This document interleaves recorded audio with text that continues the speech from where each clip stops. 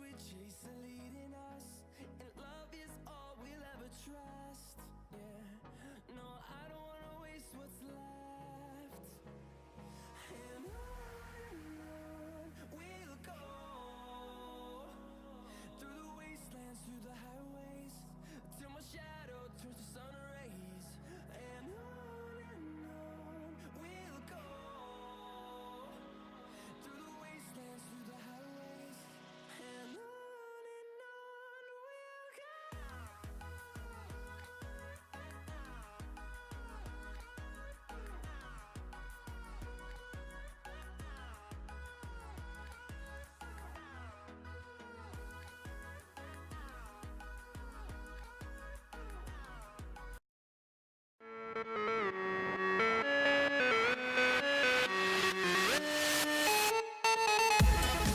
Hello and welcome to the Geek Fortress stream. My name is TJ and it is ready for that modern showdown tonight. It is going to be great and awesome, and I am riding off of the high that was the Legacy GPT last night, but this door is going to open. I'm going to get a knock and Coleman is going to spread the good word to me.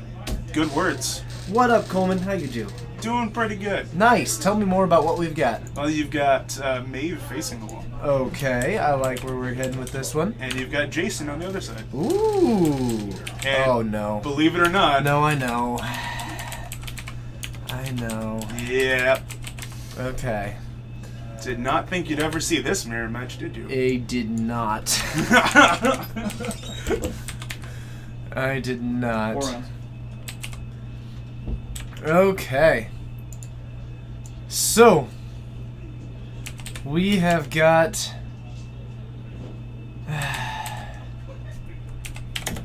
Alright, I haven't seen this before. I've never seen this match before in my life.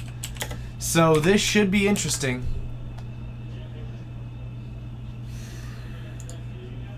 Maeve versus Jason. Let's see what we can do. Round 1. We'll see you there.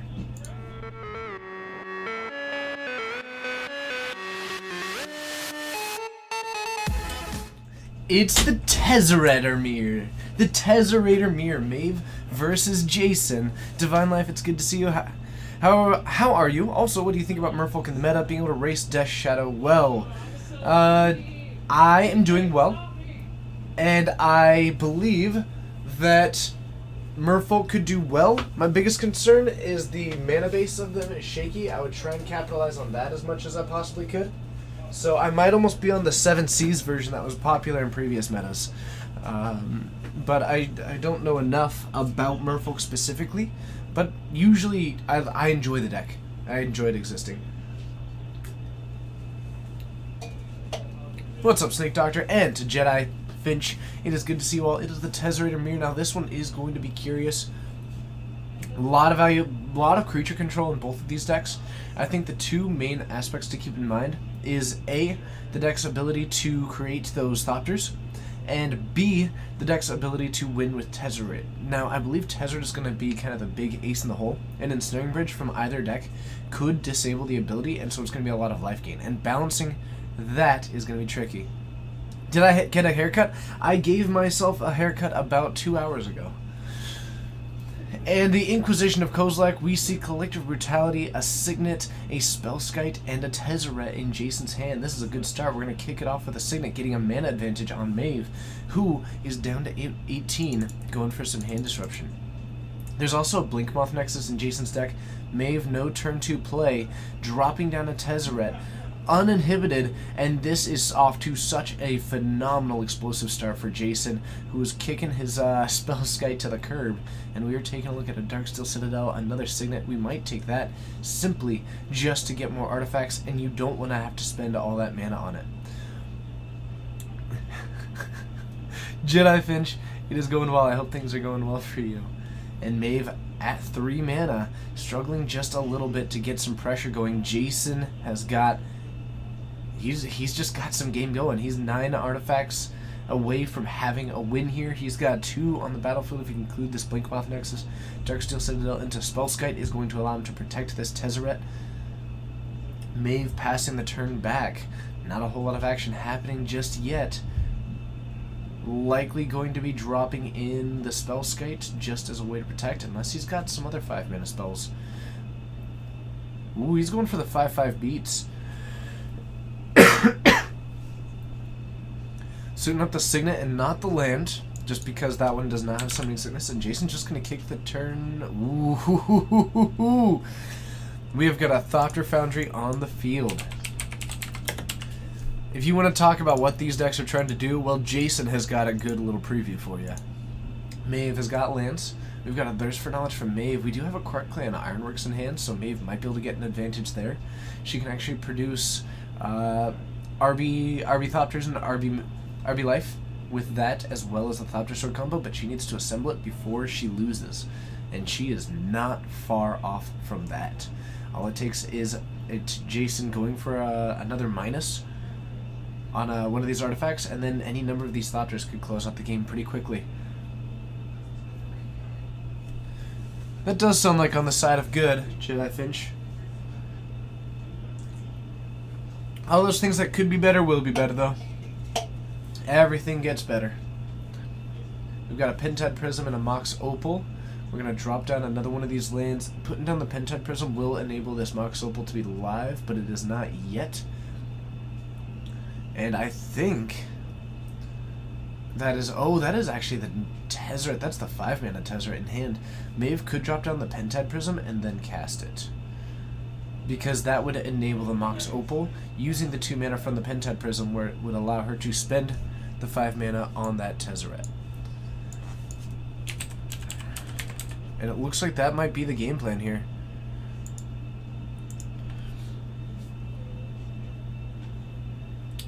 Now, can a Tezzeret the Seeker actually do enough? I'm not certain. I'm not certain about this. It's not over just yet.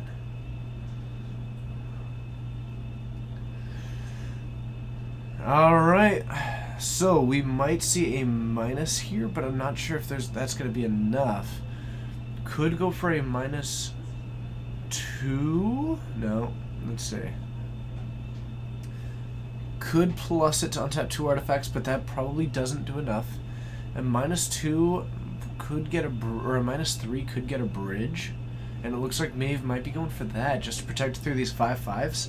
But Jason having access to Tezzeret Agent of Bolas probably outraces that.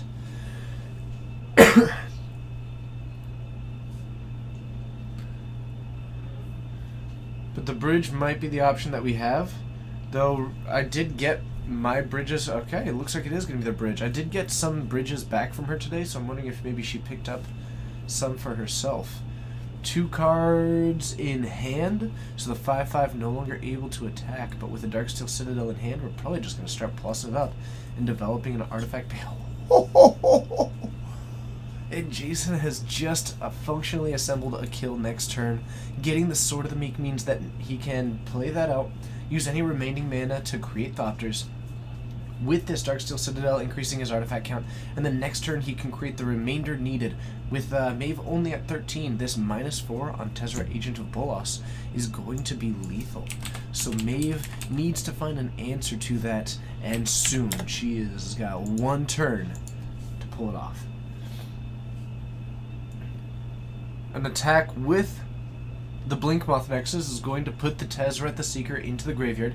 Maeve has got the resources she's got, and not a whole lot else going, unless she can answer this Agent of Bolas, which will have a kill next turn. That -4, target player loses X life, and you gain X life, where X is twice the number of artifacts you control already. We have 1, 2, 3, 4, 5, 6 available, 1 away from lethal, and that 1 mana can make the Sword of the Meek and the Thopter Foundry turn into a singular Thopter.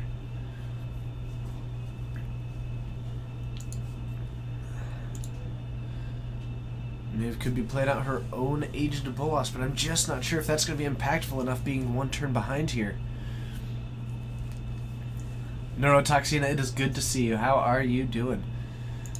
Alright, we might be searching for an artifact, and we are looking... They tell me top is banned in Legacy, but we are looking for a miracle. And that is not quite where we're at. And that is not going to do it. Interesting. Going to sleep soon? It's 3 a.m. there. Ooh, that is late. My goodness.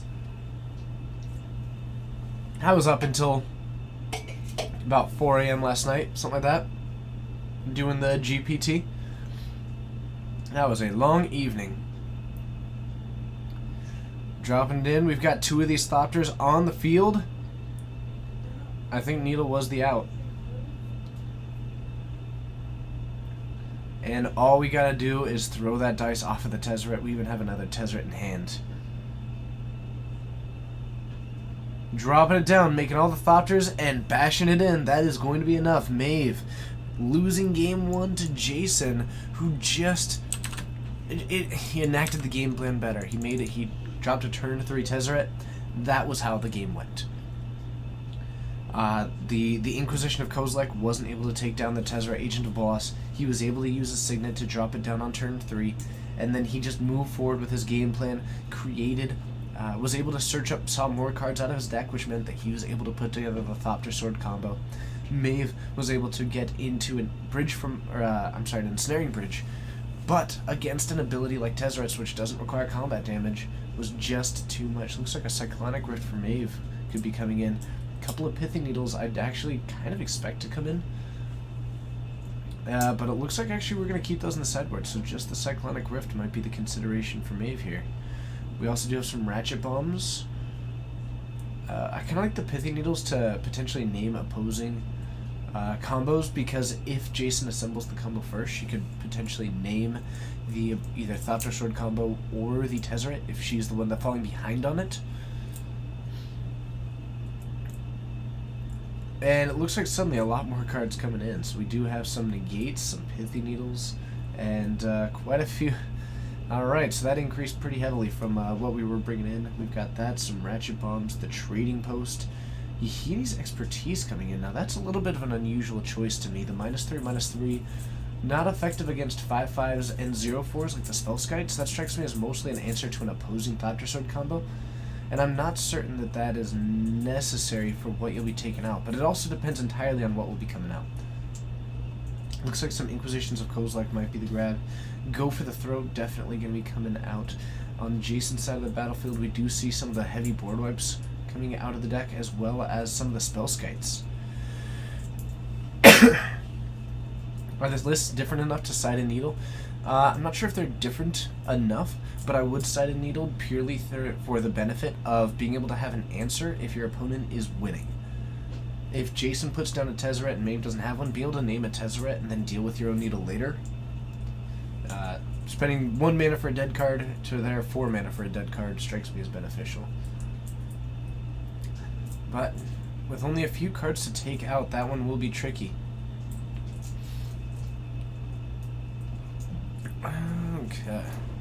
JH Portnoy, sub time again. Yes, it is. Thank you so much for that subscribe. It is a pleasure having you here, bringing us up to, and yes, we have dropped down significantly, 137. Dropping down. We've got a goal of 175, but that is okay. We'll get there.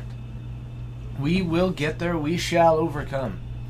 Looks like that Kark Clan Ironworks is going to get shaved from this list as well. Ensnaring Bridge strikes me as another card that may not be too relevant in this matchup. It did matter in that one, but you can only have so many answers to when you're losing as opposed to just trying to win. It looks like those are going to be coming out. They're not hugely effective against a lot, except the 5/5s, but at that point you already have other problems. Let's see, and Tezzeret the Seeker probably coming out as well. Nope, looks like that one is going to be staying in. So, we are looking to match the cards here. Jenstikov, it's good to see you. Thank you so much for joining, and hello to everyone else. I did talk to someone. I think, Jenstikov, you were the one who was suggesting video cards to me, correct? Because I think I am going to try and pick up one of those. Probably after Vegas, I'm going to try and fund myself to get a new video card for my computer. Okay, so we've got those moving to the sideboard, and Maeve bringing in some of these. Now, the biggest, most interesting thing to me is that Yahini's Expertise. That one's going to be a strange one. and I'll be curious to see how its effectiveness works, but a sorcery speed board wipe against this Thopter Sword combo, I'm not sure how good it is because of the ability to just activate for all the Thopters at the end step. So possibly Maeve is looking at it as an opportunity to start getting some of the free spells, and gain a little bit of leverage there, but I don't know for certain. I don't know for certain.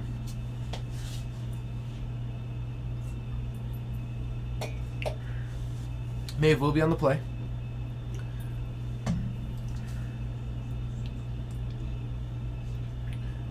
And we have got an Inquisition in the opening hand from Jason's side of the battlefield. I do see some Blink Moth, some mana, a Serum Visions, Inquisition, and a Signet. Is there a buzzing for anyone else? There is. Let's see here. Let me know if this helps it. Not that I can do this permanently, but I'm curious to see if this helps. There is currently... I might be able to turn down the gain slightly. Let's see here. If I do this... If I do that, and then try and pick up my voice... Because unfortunately, since we're back here, we are included in the... Let me know how this sounds. I honestly don't know because I can't hear. But we are in the back room, which does include the AC unit, and it is a wonderfully sunny day out there. But let me know if this improves the sound at all. I truly don't know. But I turned down the game. Any elves out on the floor tonight? Very much a possibility. And can you all still hear me fine? Okay. Thank you, Music Blade. I appreciate that. Always working on trying to improve my ability to do this. So we do... Oh, so Maeve does have a Pithy Needle and Collective Brutality. We did lose the Inquisition. We see a Serum Visions as well. And it looks like we're going to fire this off. Probably going to take out the... Ooh... The Echoing Truth is going to be the take. Maeve is relying pretty heavily on this Pithy Needle, it looks like. Alright, thank you for the heads up, everybody. I will try... I do apologize for that. I'm just working on solutions for it. But I can't think of any currently, and I'll have to keep brainstorming for myself on that. But we have a Dimir Signet out for Jason on the battlefield. Maeve looks like falling with a little bit of this mana base down to 16 for the efforts. 2 fetches and a shock. Another fetch out as well, and a Pithy Needle's coming down, and I'm just going to get a quick...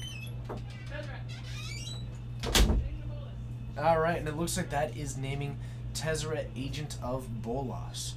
So Maeve is not interested in letting Jason get the advantage there with a turn 4 Tezzeret, which is partially why Maeve ended up taking out that Echoing Truth as well. A negate revealed by Jason, going for the intimidation tactic there. Okay. So I'm about this far away from the mic. Unfortunately, it is literally above me. So, I could potentially... Hold on, I'm going to try something here and hope that this doesn't go tragically wrong. Let's see here. Alright, let's hope that this doesn't end tragically. What's up, Snapcasters? It's been so long. It's good to see you here.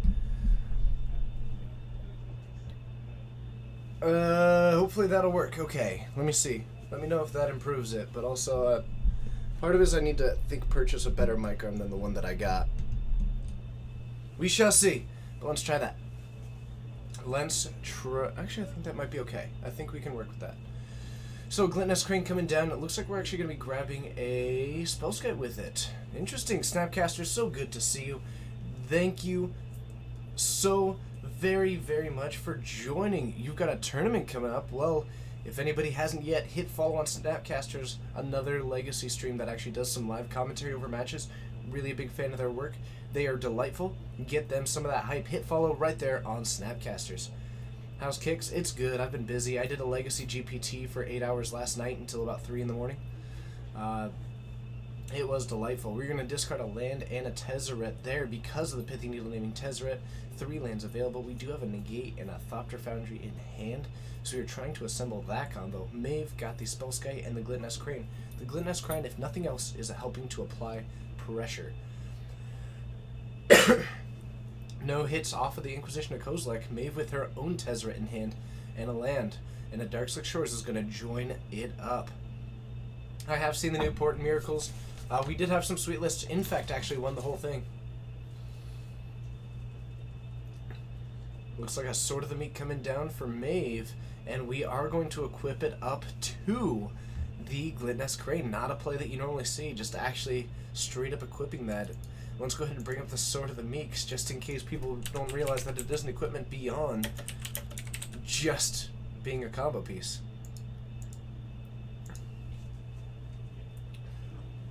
And a Thopter Foundry coming down for Jason, but equipped creature gets +1/+2, and it equips for 2.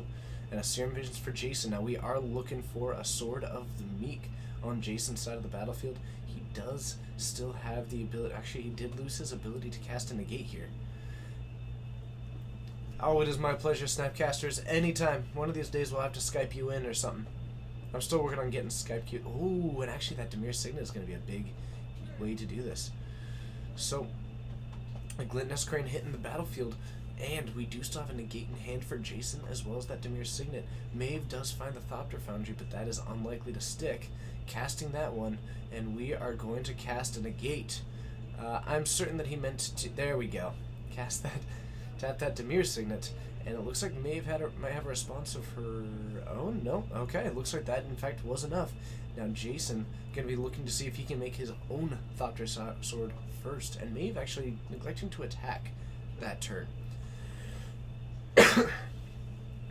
Which I'm not certain if there was a strategic choice or if it was just in the heat of battle. Forgot to do so. These cards, oh, keeping the Collective Brutality. Now that strikes me as odd. I think I would probably bottom both of these. Alright, it looks like that is going to be the case. Jason's still waiting to dig a little bit deeper, and a Nile Spellbomb is the find. I think I would personally play it because of its ability to interrupt the Thopter Sword combo. It can actually exile the Sword of the Meek,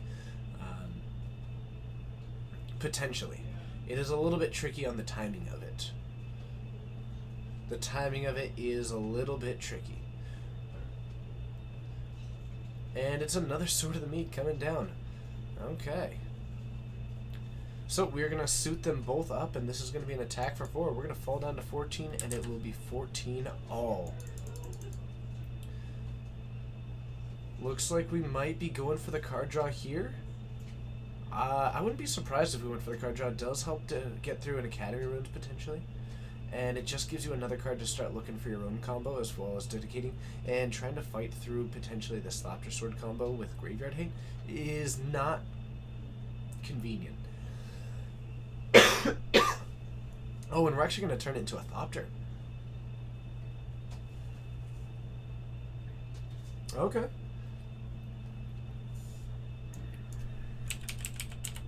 So we're not even going to try to take down that graveyard, but we are going to use the ability. When it's put into the graveyard from the battlefield, you can pay black to draw a card. He is going to do that, make a Thopter, draw a card, drew into a land, hit a Serum Visions, and we are going to be digging to see if that combo can be found. I didn't quite see the card, but the Sword of the Meek is revealed. Going to be one on top, one on bottom, and Jason is now looking at having this fully assembled next turn. And he does have an Inquisition of the Kozilek, but keeping that information hidden right now, can Maeve find the Thopter Foundry first?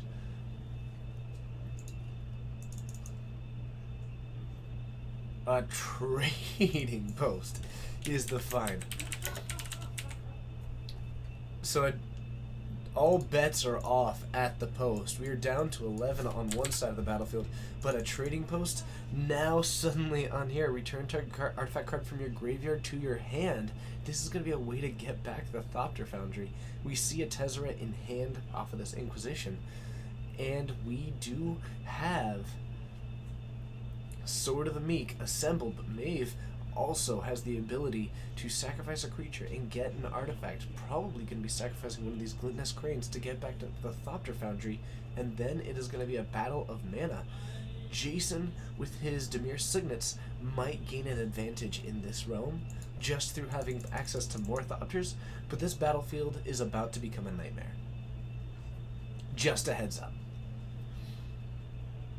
What we might see is someone eventually just try an Echoing Truth, the Pithing Needle, to win with a Tezzeret. But this is going to be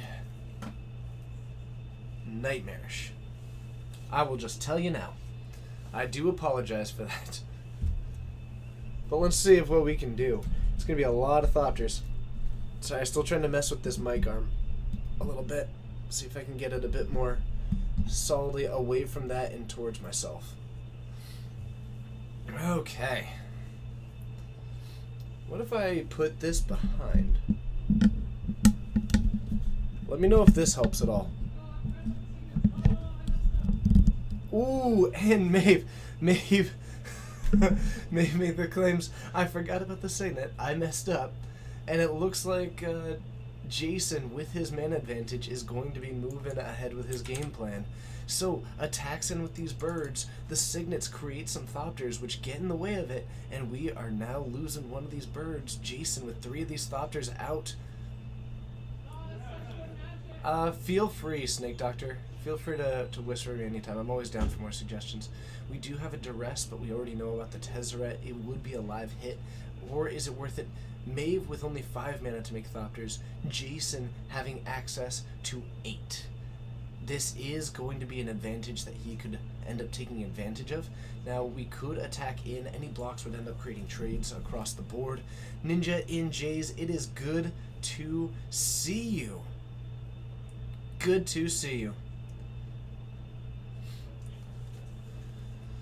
So, from one side we are at 13, and we are going to start getting weird life gain shenanigans. 2 Swords of the Meek to set those up, and we are up to 14 now. Maeve's 2 Swords of the Meek are going to be contending against the extra mana of Jason. What a weird place that we are now in. So Maeve untaps, and it looks like we are going to be going for it. Interesting now. Is this main phase activations? Okay, it looks like it is. So Jason goes for it now. Maeve, with her arsenal, it's going to be difficult to outrace this. We do create a Pentad Prism, which is going to help create some mana down the line, but it'll be a temporary one. Maeve just kicks the turn back, not ready to get aggressive yet. We gain, that is another land. That is going to keep the mana advantage going. And a Duress comes down, and we are going to be seeing 2 cards out of Maeve's hand. What will it be? We know one of them is a Tezzeret. The other one might be a land. Yeah, this is going to be crazy. This is going to be bonkers.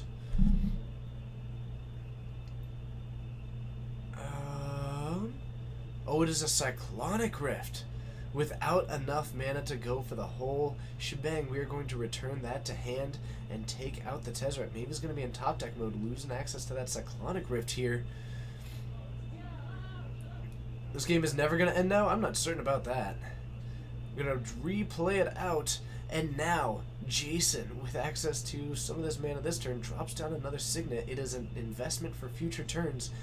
9 of these Thopters available for Jason, and he is getting aggressive. How in the world do you get a Tezmir? Oh, by living the dream. By living the dream. Maeve is going to go for the activations here. That is going to give us a Thopter. We're going to go up, up, up, and then fall down to 5. So Maeve currently at 5, access to 5 mana in top deck mode. Jason slowly creeping up on a win here. He's got access to another 4, and just through mana advantage is able to get through more damage than Maeve can gain. We are going to sacrifice this. We are willing to get rid of this to start drawing cards, and it looks like Maeve is looking to get access to a Tezzeret. So Maeve gets rid of the Pithy Needle. Tezzeret now a very live option for some of these players. And remember that we do have 4 Thopters in the wings. Maeve needs to figure out getting aggressive. A rough one to go with. Jason's mana advantage is helping out incredibly. Am I ready for GP Vegas? I am so ready for GP Vegas. I am excited. I am hyped. I am just thrilled about it. Anybody who's going there, please take a moment, come see me, come say hi. I would truly love to meet you. I have a distinct feeling that my co-host is under the impression that this started at 7. I'm going to send him a quick message. Let's see here. Are you under the impression this starts at 7? We'll see if that works. Am I playing in the modern? I'm actually not playing in any of the main events. I decided not to, and I'm still a little bit thrown off by it. I think I'm just gonna try and socialize the whole time. Nice, very cool, Ninja NJs. I think I'm just gonna try and be there to do as much socializing as possible. Remember that there is an extra 5 life, but I believe that this is enough for lethal. Just through, I'm a little bit surprised Jason actually could have attacked with these 2 Blinkmoth Nexi as well, but I'm not sure how he did the math. That is going to be an additional 4 Thopters. Oh, using the Pentat Prism as well, so we're actually going to be at 12. This is going to be 11 blockers to the 14 attackers. Not as much damage getting through, but looks like Jason is actually going to be playing the Patience game because he does still have a distinct mana advantage. Throwing them down now, and this strikes me as actually a little bit risky to do so. He could be waiting until Maeve attacks or post-up, because surprisingly, a play like this does mean that Maeve's ability to draw into something like a Yhene's expertise could end up being pretty relevant. Putrefaction, you do that. I'm excited. That sounds great. Alright, we are going to be gaining, looks like... oh my goodness, we're up to 34 life. So one player at 8, the other at 34. My goodness. Okay. Snake Doctor, thank you for that whisper. I'll have to look into it. That sounds awesome. I really appreciate you taking the time to type that out. Pithing needles on Doctor. Perfect. Thank you. So the Pithing Needle now on Thopter Foundry. A little bit of an interesting choice. Because Jason has got an enormous advantage. So, how many people are playing? I don't know. We're actually at only 4 rounds, so enough people might be sleeping after that Legacy event, sleeping in. And we have got a Thirst for Knowledge. The Pithing Needle being on Thopter Foundry means that a Tezzeret could be huge for one of these players. We end up pitching the Sword of the Meek. We do still have another Thopter Foundry and another Thirst for Knowledge. We might fire that one off. But having access to just significantly more of these could be pretty problematic. Let's see if we end up firing off to try and go for another Thirst for Knowledge. No, we're just going to activate the 2 Blinkmoth Nexi. We do see that... Oh, and Maeve is looking for an answer. Does not find it. With only a certain number of blockers, that is going to be enough. Attacking with 18 creatures gets through that many blockers just fine. 5 blockers to 18 attackers means that you are able to get in the 12 damage. Demo3364, thank you so much for hitting that sub. That is hugely kind of you. 7 months in a row. Thank you for your support. That is amazing. That's awesome. Wow. Jason takes it down in 2. Thopters left and right, flying through the air. It looked like one of the space battle scenes from the prequel Star Wars, and in the end, Jason emerges victorious to Maeve's Tezzerator deck. My goodness, what a way to kick off this event. Thank you to Maeve, thank you to Jason. Let's head on up to the booth and see if there's another feature match to see. I will see you up there.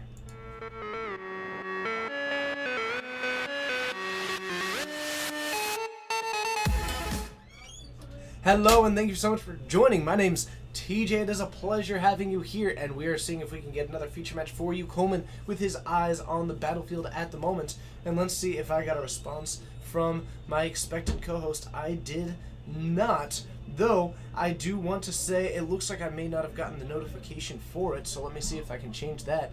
But I do see that someone with the name of Jeff Boyardee did follow. So if you are in here now and I just didn't catch it, I do truly apologize for that, because that is a phenomenal name of the highest caliber, and you should be proud of your ingenuity, because that's a great name. I love it. I just love it. But I'm logging into our Streamlabs to see what I can find out right now, because you just gotta have more buttons open at all times. Remember that we do have a Modern 1K coming up. Hopefully that's exciting to all of you. In addition to everything else that we are doing, ooh, and it looks like the Best Bean has followed as well. Thank you so very much, as well as Captivate has subscribed. Oh, that one didn't show up. Captivate, you subbed and it didn't even show up. Thank you so much for subbing. You have a phenomenal name. Oh my goodness. Thank you very, very, very, very, very, very much. So, in round one, Hitchkins, thank you so much for the follow. It's a pleasure having you here. You are a rock star. So, in addition to everything that we do, which is streaming 3 times a week, every Wednesday, every Friday, every Saturday, Modern on Wednesdays and Saturdays, M Jones 9, thank you so much for hitting that follow. Plus, we've got Legacy on Fridays. We have also got after GP Vegas. Now, we are going to be taking a week off for GP Vegas. I do apologize for that, but at least there will still be content in the form of Channel Fireball covering those GPs. So we are going to be okay, but I am still excited because after that, we are going to have on the Sunday after GP Vegas, I believe it's like the 24th or something like that, a modern 1K here at Geek Fortress. 1K, $1,000 prize pool. Who's excited about that? I certainly am, and we're going to get to see it all live. Daniels Blur, it's good to see you. How are you doing? You might be the first person ever to refer to me purely by my last name, and I am still processing that. But hello, it's good to see you. I hope that you are having a wonderful, wonderful, wonderful, wonderful day, because I certainly am. And everybody should enjoy it. Everyone should be enjoying it. How many people are playing? I don't have an exact number for you, unfortunately, but I'm going to guess right around that 16 range. A little bit of actually smaller for our modern events, normally in the mid-20s, but I think the Beautiful Sun plus the late night event last night, which had a decent number of our modern pool as well, might be keeping people at home. Also, people might just be getting ready, resting up, getting set for GP Vegas. Coming up soon, middle of June. Are you going to be there? I will be there. GP Vegas is going to be amazing. The audio is bad? Well, let's see if we can fix the audio. I apologize for the audio being bad. Let's see. Maybe this will help. I'll try spinning. That's a good trick. Let me know what it is that needs to be improved, and I can certainly see what I can do. Flip66. Thanks for taking the time, putting in some feedback in there, so that I can work to improve this stream into something for all of us. And it looks like Dan D's, BR, and J-Tron saying that the audio does seem fine from their perspective. It does have a switch to let you change the pickup pattern? No. Not that I'm aware of. I'm not big into that kind of tech stuff personally, however. Oh, thank you. I'm a big fan of my watch. Lots of background sound. I know, we are working on that one, but unfortunately we can't soundproof the booth because that's, like, soundproofing goes actually through the ceiling and not through the door because it is a descending ceiling, which means that we can't quite do that. And then there is this behind us. We are working on finding solutions for that one, and we are going to try and find a solution for that in the future. I am working on it. In fact, I've been talking to one of our viewers about trying to find an option for that as well. But the unfortunate thing is that one of the realistic situations of the way that this stream operates is that we are in a local game store. We don't have a fully professional setup, which means that I'm set up in the back room with what I could do, and it does mean that there is an AC unit. It's the first time I've ever played the mirror. It's the first time I've ever seen the mirror.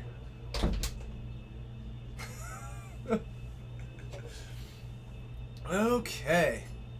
Oh, you got me getting after it. You got me. What up, Connector Stasis? How are you doing? Hi, Dylan. I don't think I've ever seen you wear this jacket before. Is it new? Did you decide to jump back here with food in your mouth without thinking too much? And you decided that somehow this, like, the second that you sat down, maybe this wasn't the best idea? Very cool. Tell me, are you having a great day? Excellent. Did you have a fun time at the GPT? Did you buy a lot of... Yes, I did. Thank you for asking. We're going to... we have a Game 3 coming up. Ooh, what do we got? We have Chance on the Wall playing Death Shadow. Okay. Death Shadow Gen. Uh-huh. Versus Josh playing... I don't know what you call Josh's deck. You know what Josh is playing? I don't know what Josh is playing. He plays a couple of things. Yeah, so he's playing kind of like a 4-colored control with, like, we'll just call it 4-colored control. That works for me. He's not playing white, but it's like on a lot of snaps, playing Huntmaster. Oh, this Fatal is Flush. Josh's. Yeah, this is like a 4-color pile kind of thing. Yeah, Okay. it's kind of a 4-color mid-range kind of a thing. So Okay. they're going to a game 3. Up against Jund Shadow. Yep. You said? Gosh, you know what? Now that I think about it, I think Chance is also playing 4 colors. So he's playing. He should have a white splash, I imagine. Yeah, he has a white splash for Lingering Souls. So. Yep, that's out of the sideboard. All Yep, right. Yep. Let's head on down. We'll see you there. Cool.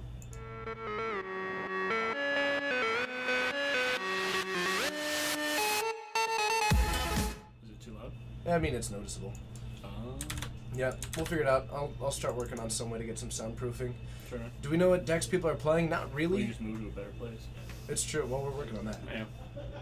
Let's No, see. I wasn't sure if that was public enough to start telling the stream, though. We'll see. Okay.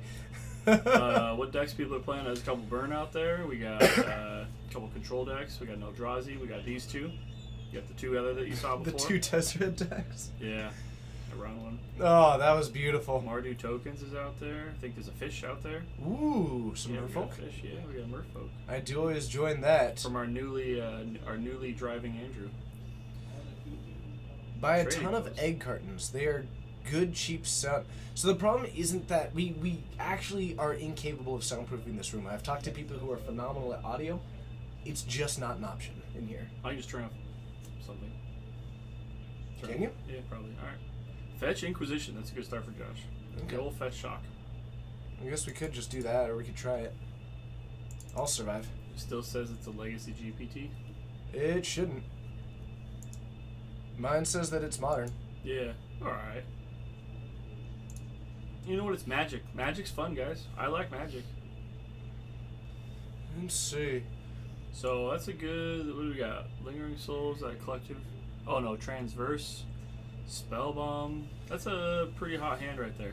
That's true. You take the Thoughtseize just so they can't get the information. I like the now Spellbomb because of its ability to actually start getting that Delirium count up, which works out nicely with the Traverse the Ulvenwald. Yeah. And having Lingering Souls against some of these grindy control decks is going to be pretty fantastic. Yep. That absolutely is. So he takes the Thoughtseize Mm-hmm. because he doesn't want. He's Josh is. I mean, when you're playing a deck with like everything is good, you don't like hand hate can kind of be obnoxious, but it also can be not good because everything's good. So Yeah, I think it's Josh. Just if he's got answers in hand, you definitely don't want to get those stripped out of it because all Chance has to do is take out the 1 removal spell to open up the way for himself. yeah. So, but my batter skull. True. Parasol's pretty good. So, So- he's got fatal. Is that? Oh no, that's a Painful Truths. That's right. He's playing Painful Truths in that deck too. Very good card. He's got a little bit of everything. Chance, on the other hand, just cycling a Street Wraith drops down a Verdant Catacombs, and we're going to see a Fetch Shock dropping it down, and this is going to likely put us to 15. The more, oh, nice feedback, is my friend. I like your mentality in this. You have clearly got the right idea.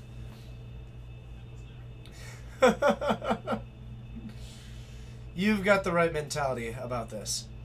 So the Nile Spellbomb joining the battlefield. It is a way to start cutting out these Snapcasters from having value. We do see a creeping Tar Pit. And there's actually a Tarmogoyf in Josh's hand. If he's able to put this one down and Chance doesn't get his own, this could be a good way to start applying pressure. And we do have one on the battlefield down to 15 for both players. And I do see Sorcery, Creature, and Land. So I think we're looking at a 3-4 currently. We are going to work on addressing that sound. I do truly apologize. We came up with a potential solution. Hopefully it's not awful, but I think we might have a solution here shortly for it, or at least a temporary one. Hopefully we can work on a temporary solution here. Overgrown Tomb coming down for Chance. We're down to 13. Death Shadow's not quite active, but they're getting increasingly close. And we're going to pop this to take out that graveyard, and we are going to be drawing a card. And I think... hopefully, let me know if the solution kicked in. The background noise should be gone. Please let me know if that is the case. But I think we may have just kicked in our short-term fix. That sounds sweet, Seraphir. I'm so excited for the Modern 1K and the Traverse coming down. We do have the artifact in there, which brings it up to a 4-5. Excellent. I'm so glad. Thank you, everybody. Hopefully that does improve it quite a bit. The Death Shadow coming down off this Traverse the Ulvenwald. Chance then passing the turn back if Josh has some hand disruption. Now is the time. But an attack for 4 is going to put him down to 9, which actually more than anything just increases the size of this Death Shadow. Chance, the weird thing about battling these Jund Shadow decks is that you generally want your damage to be resoundingly effective. You know, you want to get them to 13, and then you want from 13 to 0 with as few steps in the middle as possible. Because every time you get a chip shot in against Jund Shadow, it actually fuels the deck more. Chance does have access to this Lingering Souls in hand, but it does not appear to have the mana base for it right now. Thank you, Snapcasters. That was the work of... This stream is the product of a lot of people's amazing, amazing talent and effort. A deck with Goyf is not control? I respectfully disagree.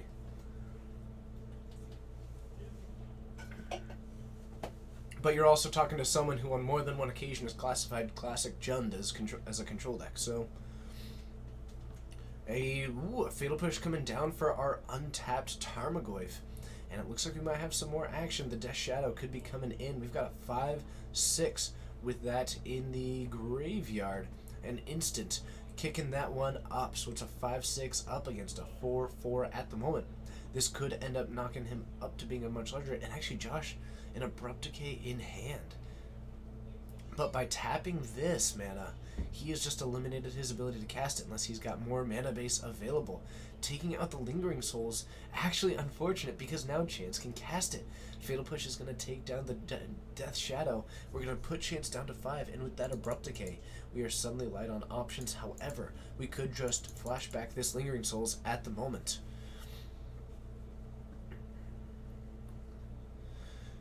Interesting. Jund is a control deck. Jund is definitely a jack of all trades.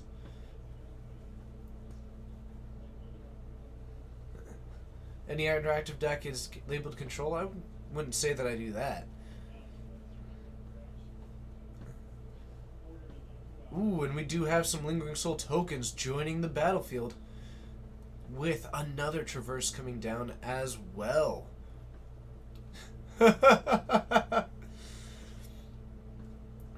You don't play much Modern. How popular is Storm these days? Very. It's actually... Storm is quite popular these days. It's actually pretty good. It's among the better it's been in the recent history of Modern. Whereas in the last several years, Storm is better than it has been historically. So we are going to throw a Spirit in the way of this. Is Burn a combo deck? Sometimes, actually. I've certainly considered it one in the past. And a Painful Truce from Josh. We're going to fall down to 12, and we are going to draw 3 cards. This is going to affect our mana base for the turn, however. Chance untaps, has 1 Spirit available. He does have access to, I believe, another one, but remember that Josh does have this Abrupt Decay in hand. Blood Moon would wreck this? Yes, it would. Absolutely, it would. A Death Shadow coming down. It is quite a sizable threat at the moment. Another 2 mana getting utilized, and a Tarmogoyf hitting the battlefield. We've got a 5/6 to contend with Josh's, as well as a 9/9, and we may end up having to use this Abrupt Decay just to take down the Death Shadow. But then we need an answer. 2. Is that an Olivia Voldaren as well? Interesting. That could be very cool. Okay. Burn is not a combo deck?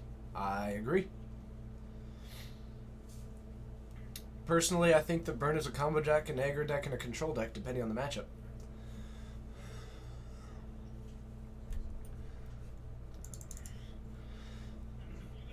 But those things are all fairly subjective because really the only way to define them in your mind is in a way that makes it to where you can either play with or against the deck better. So whatever deck allows you to do that to the best of your capabilities, that's great. Define it however you like.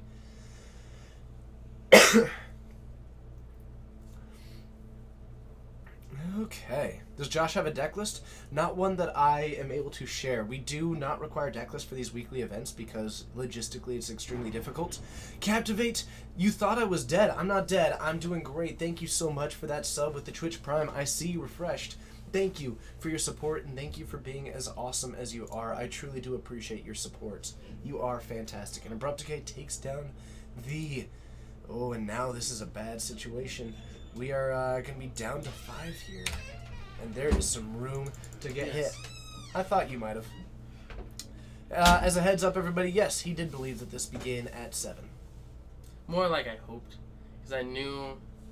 You I knew it started at 6, right?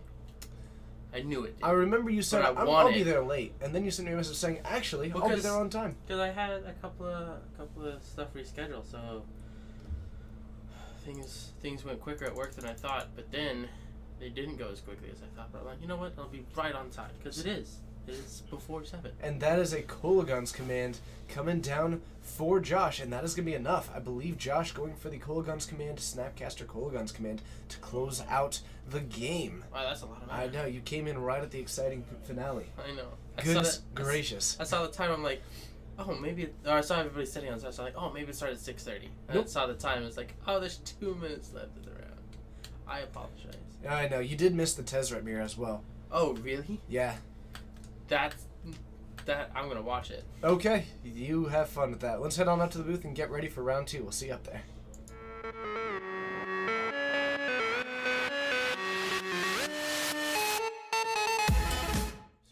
Hello, and thank you for joining. My name's TJ, I'm Texas. and we're streaming out of Geek Fortress in Snohomish, Washington. Thank you so much for joining, Texas. How are you doing?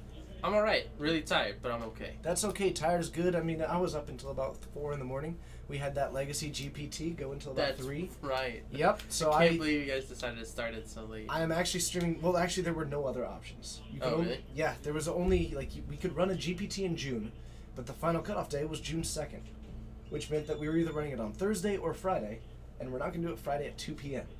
Yeah. So we just decided to run it. You know what? Why not? Let's just do it at Friday at 7. Thinking, why not? Some people might show up, and 34 people showed up. I saw the post. It was 34 people. Me and Steven. Oh yeah, it was phenomenal. But that means that I then went to sleep, woke up, and came and did some commentary. So I'm doing commentary twice today, technically. Yeah. No, I would take that as a two in one day. I like it. I like it.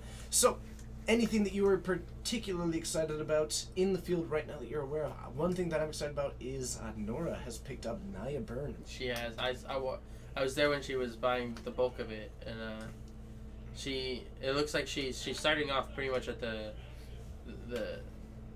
with the full green splash in the main board as of now. I tried to convince her to just do Boros to That's start with. okay. I think Naya's easier to kick off with the Yeah. deck with because you were able to just attack and aggress more often. Exactly, yeah. And figure out what doesn't work. But round 2, I believe, just did get posted. So if you want to see what you can find, just I will go us look. another match, and we'll be good to go. You kind of want to play Sun and Moon again. Feels like a format weak to hate. Sun and Moon might be in a pretty cool position right now. Let's see. Blue, like, counterspells are at kind of the best that they've been for some time. I feel like Death Shadow with the Grixis Death Shadow might be actually a pretty difficult matchup for Sun and Moon. But I'm not convinced by that because I haven't seen it and I haven't seen how the pieces line up actually, like, in reality. But I imagine that Stubborn Denial is a pretty fantastic piece of tech against the Sun and Moon deck, and I'm not certain that Sun and Moon has the tools to beat that deck. But that doesn't mean that the bad matchup against one particular deck is enough reason to dislike the entirety of it. Eldrazi Tron also quite good just because of how over the top it goes. That's also true. That is tricky. Yep. You've been playing Elves to some success, so a few sweepers, definitely true.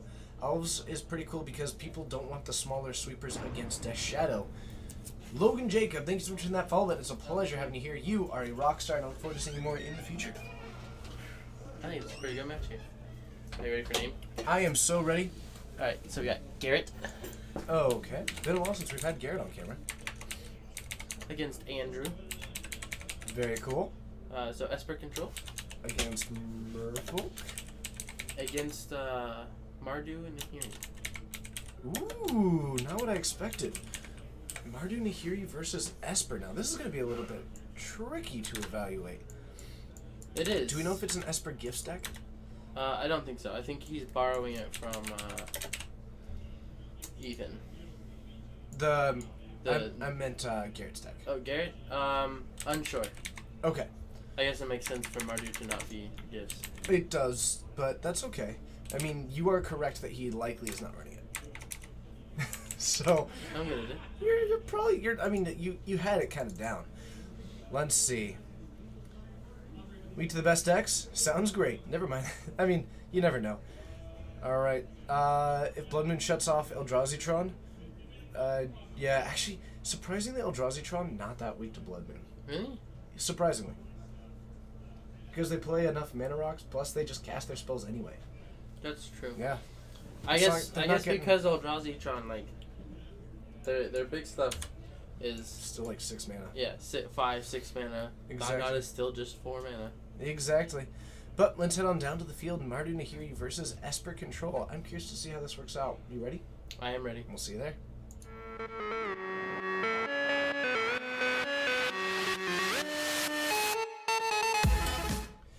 So the players lining up. Now this will be curious because Garrett has a lot of access to A, hand disruption, and B, some card draw.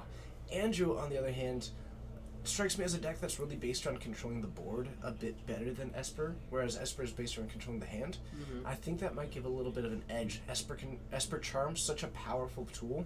Right. They discard 2 or you draw 2. Really good against a deck like Mardu Nahiri, which might be going for some of that hand disruption, but otherwise doesn't have a whole lot of way to accrue that card advantage.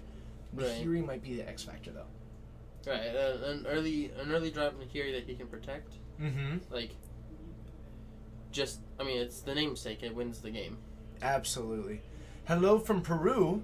Hello, Peru. It's good to, well, I guess, hello from Lima. I hope I said that right. I really do. But hello to Lima, Peru. It is amazing having you here. F. Castel. Welcome. My name's TJ. This is Texas. It is. Not the state, the person. To be determined. Unclear. Marty, to hear you'd like a deck tech? We will work on that as we go. I do see some... So this looks to be kind of a Planeswalker control. I do see some Yeah. Living Souls. Living Souls, Lily, Path. So this strikes me as moving towards kind of an instant or sorcery, taking advantage of the plethora of removals. So I would expect Mhm. maybe some Lightning Bolts. Could be some Helixes in the list. Yeah. Fatal Pushes.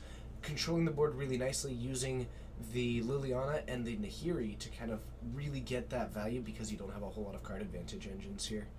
I do think I also see a Shambling Vince in his hand, too.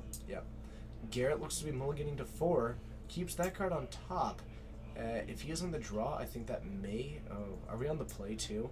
Brutal.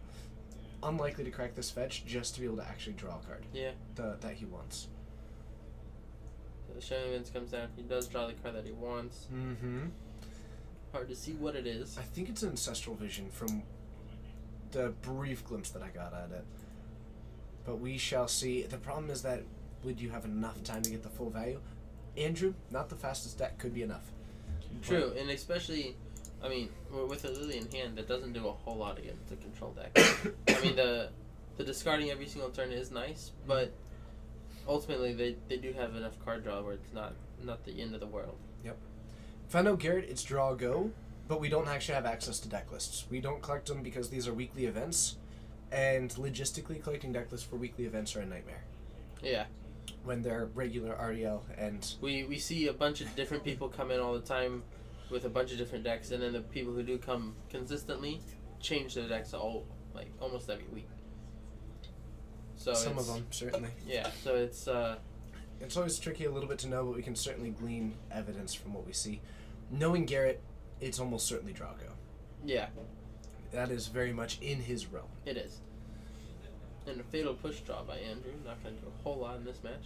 It will kill something, maybe. Maybe a man land. And the maybe is the important there.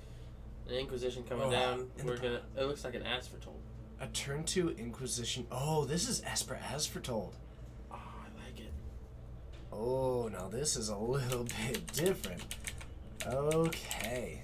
I'll be And curious he's to going see. for the Esper Charm, not the Asphertold. He doesn't have the second land, so Oh. it does get a little bit worse. And if he can't drop it on this turn, Well, here's the thing. I actually know exactly why. Andrew's about to drop down a Liliana.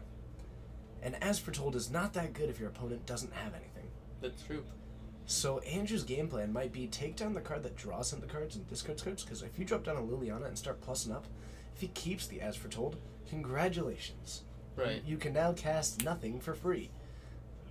But, how much is entry for Modern? $5. Lieutenant Farva, thinking about a road trip? It's very fitting for your name. I like it. But yeah, it's $5. Legacy's 10, Modern's 5. If you want to come down, I would love to meet you. Standard is free on Sundays. Standard is free on Sundays, and we are working on getting a stream for that setup. Working on the framework right now of setting up the co-hosts, or the hosts and co-hosts for it. Because it would not be me consistently. I mean, that's fair. But working on that. Should be fun. Trying to get Monday too. I have a dream of like having this stream almost 5 days a week, but at a certain point it can't be me. Yeah. Unless it becomes your full-time job. Which, That's an uphill battle. yeah, that will take roughly a while. Roughly. So we've got the Liliana. It's at 3. We could just plus it up. Lots of things to discard, and it looks like Going for Garrett the as for told. is accepting that that is not going to have a whole lot of value against this Liliana. Path to Exile, not Did very draw a effective. land, it looked like. Guess not. My eyes deceived me.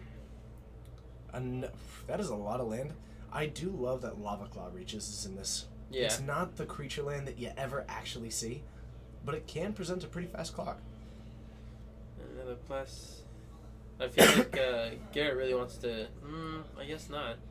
I was thinking he wanted to keep Path so that he could Path the Manland, but Looks at like some point Path is better than, or Push is Fatal- better than Path. against creature land specifically, definitely. Yeah.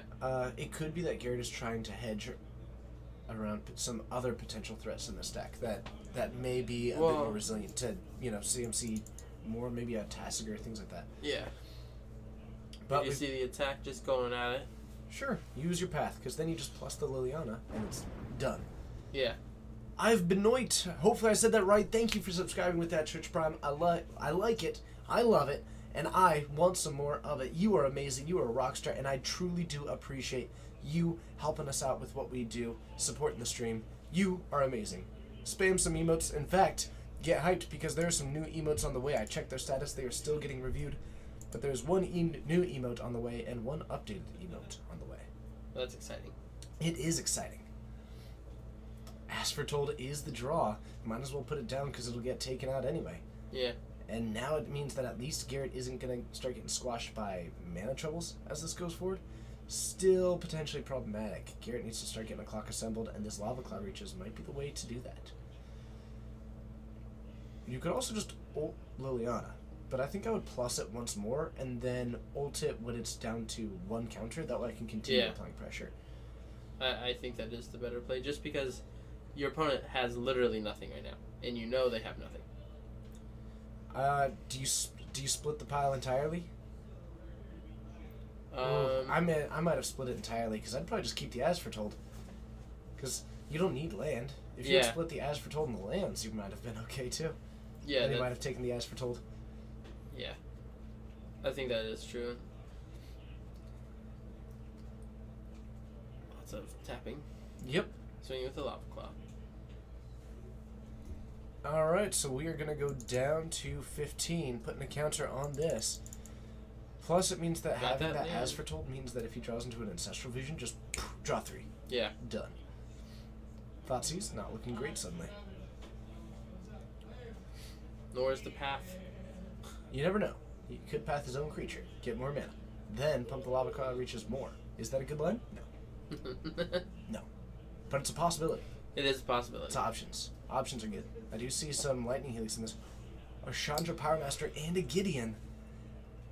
This deck's got everything. Foil Emrakul, did you see that? I did see the Foil Emrakul. That's important. That's how you know it's going to be a good one. It's like playing Pokemon. I know that you do this, so I'm going to assume that I say this correctly, and you can correct me otherwise. Go ahead. The shiny ones are good. Yeah. You see, he's got a shiny Emrakul. It's kind of like getting a shiny Gyarados. Yeah. All right. It's one of the most sought after shinies. God, I'm so good.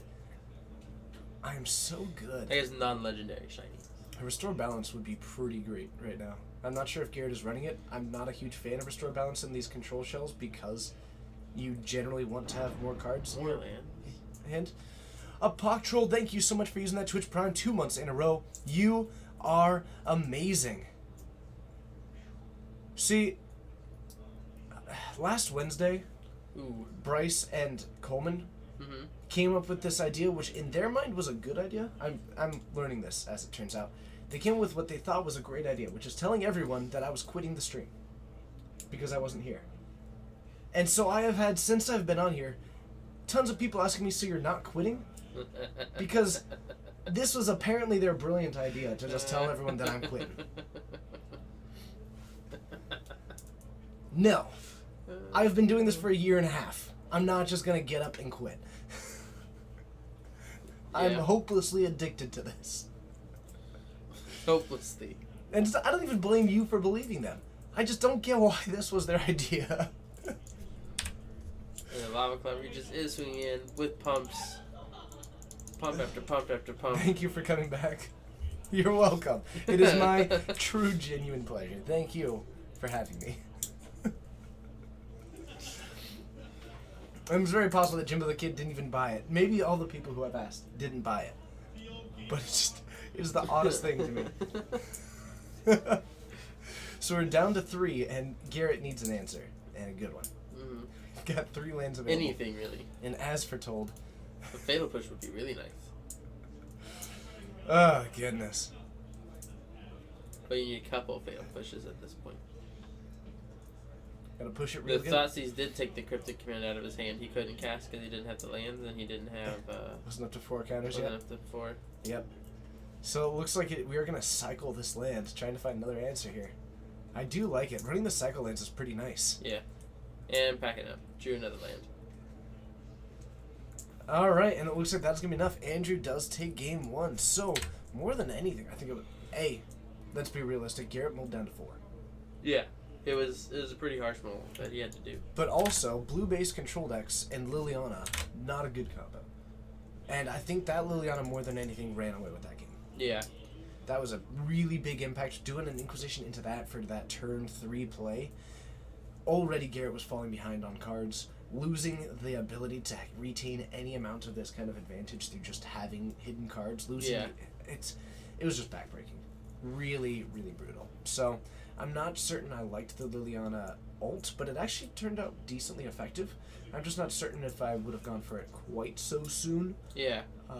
But it also, I don't know. I guess Liliana is just such an imposing force on the battlefield that I'm always hesitant to actually get rid of it. Yeah, It's tricky. It's tricky. So, to be named, hello. It is good to see you. Hello, hello, hello. I hope you are having a nice day, and I cannot wait for the day that you are named. I was going to say the same thing. One of these days, you know what? You can change your name every 6 months. Have you changed it recently? Because if so, we can just have chat vote on a name for you, and then you have to change it to it. You have to. Exactly. What's up, Feline? It is good to see you. I was talking to you earlier today, and you will remain great. I love remaining great. Is this Maracum or Mr. Ackham? What do you think? I like Mr. Ackham. Mr. Ackham, thank you so much for hitting that follow button. It's a pleasure having you here. That's a good point, Tevin. There's very little thought that goes into our jokes. There's approximately no thought that goes into my jokes. Ooh, yeah. Yeah, you had some thought there, so I guess you can't really say that. You had to think about it for a second. I'd probably give it a couple of seconds. That's probably true. If someone plays Affinity next stream, you can vote for a name. Done. Done. I have no idea if we have Affinity on the field. I have Affinity in my car. All Which right. means they said next stream, not next round. That's true. I'm just gonna slap it into someone's hands and get them on round 1. I'll just do it. Let's Easy. get it done. Done. Next Wednesday. To be I like named. it. I'm getting excited. Tevin. Oh, Tevin. Hi, Tevin. Tevin. Zero thought. Oh, Tevin. Anyone running taking turns as foretold? Well, I've got 50% for you. But I don't believe we have the taking turns. The only taking turns player that we have is Coleman, and A, he's playing Living End, and B, I don't think he's particularly sold on as foretold in the deck. Good host rivalry going. Okay. Oh, it's going.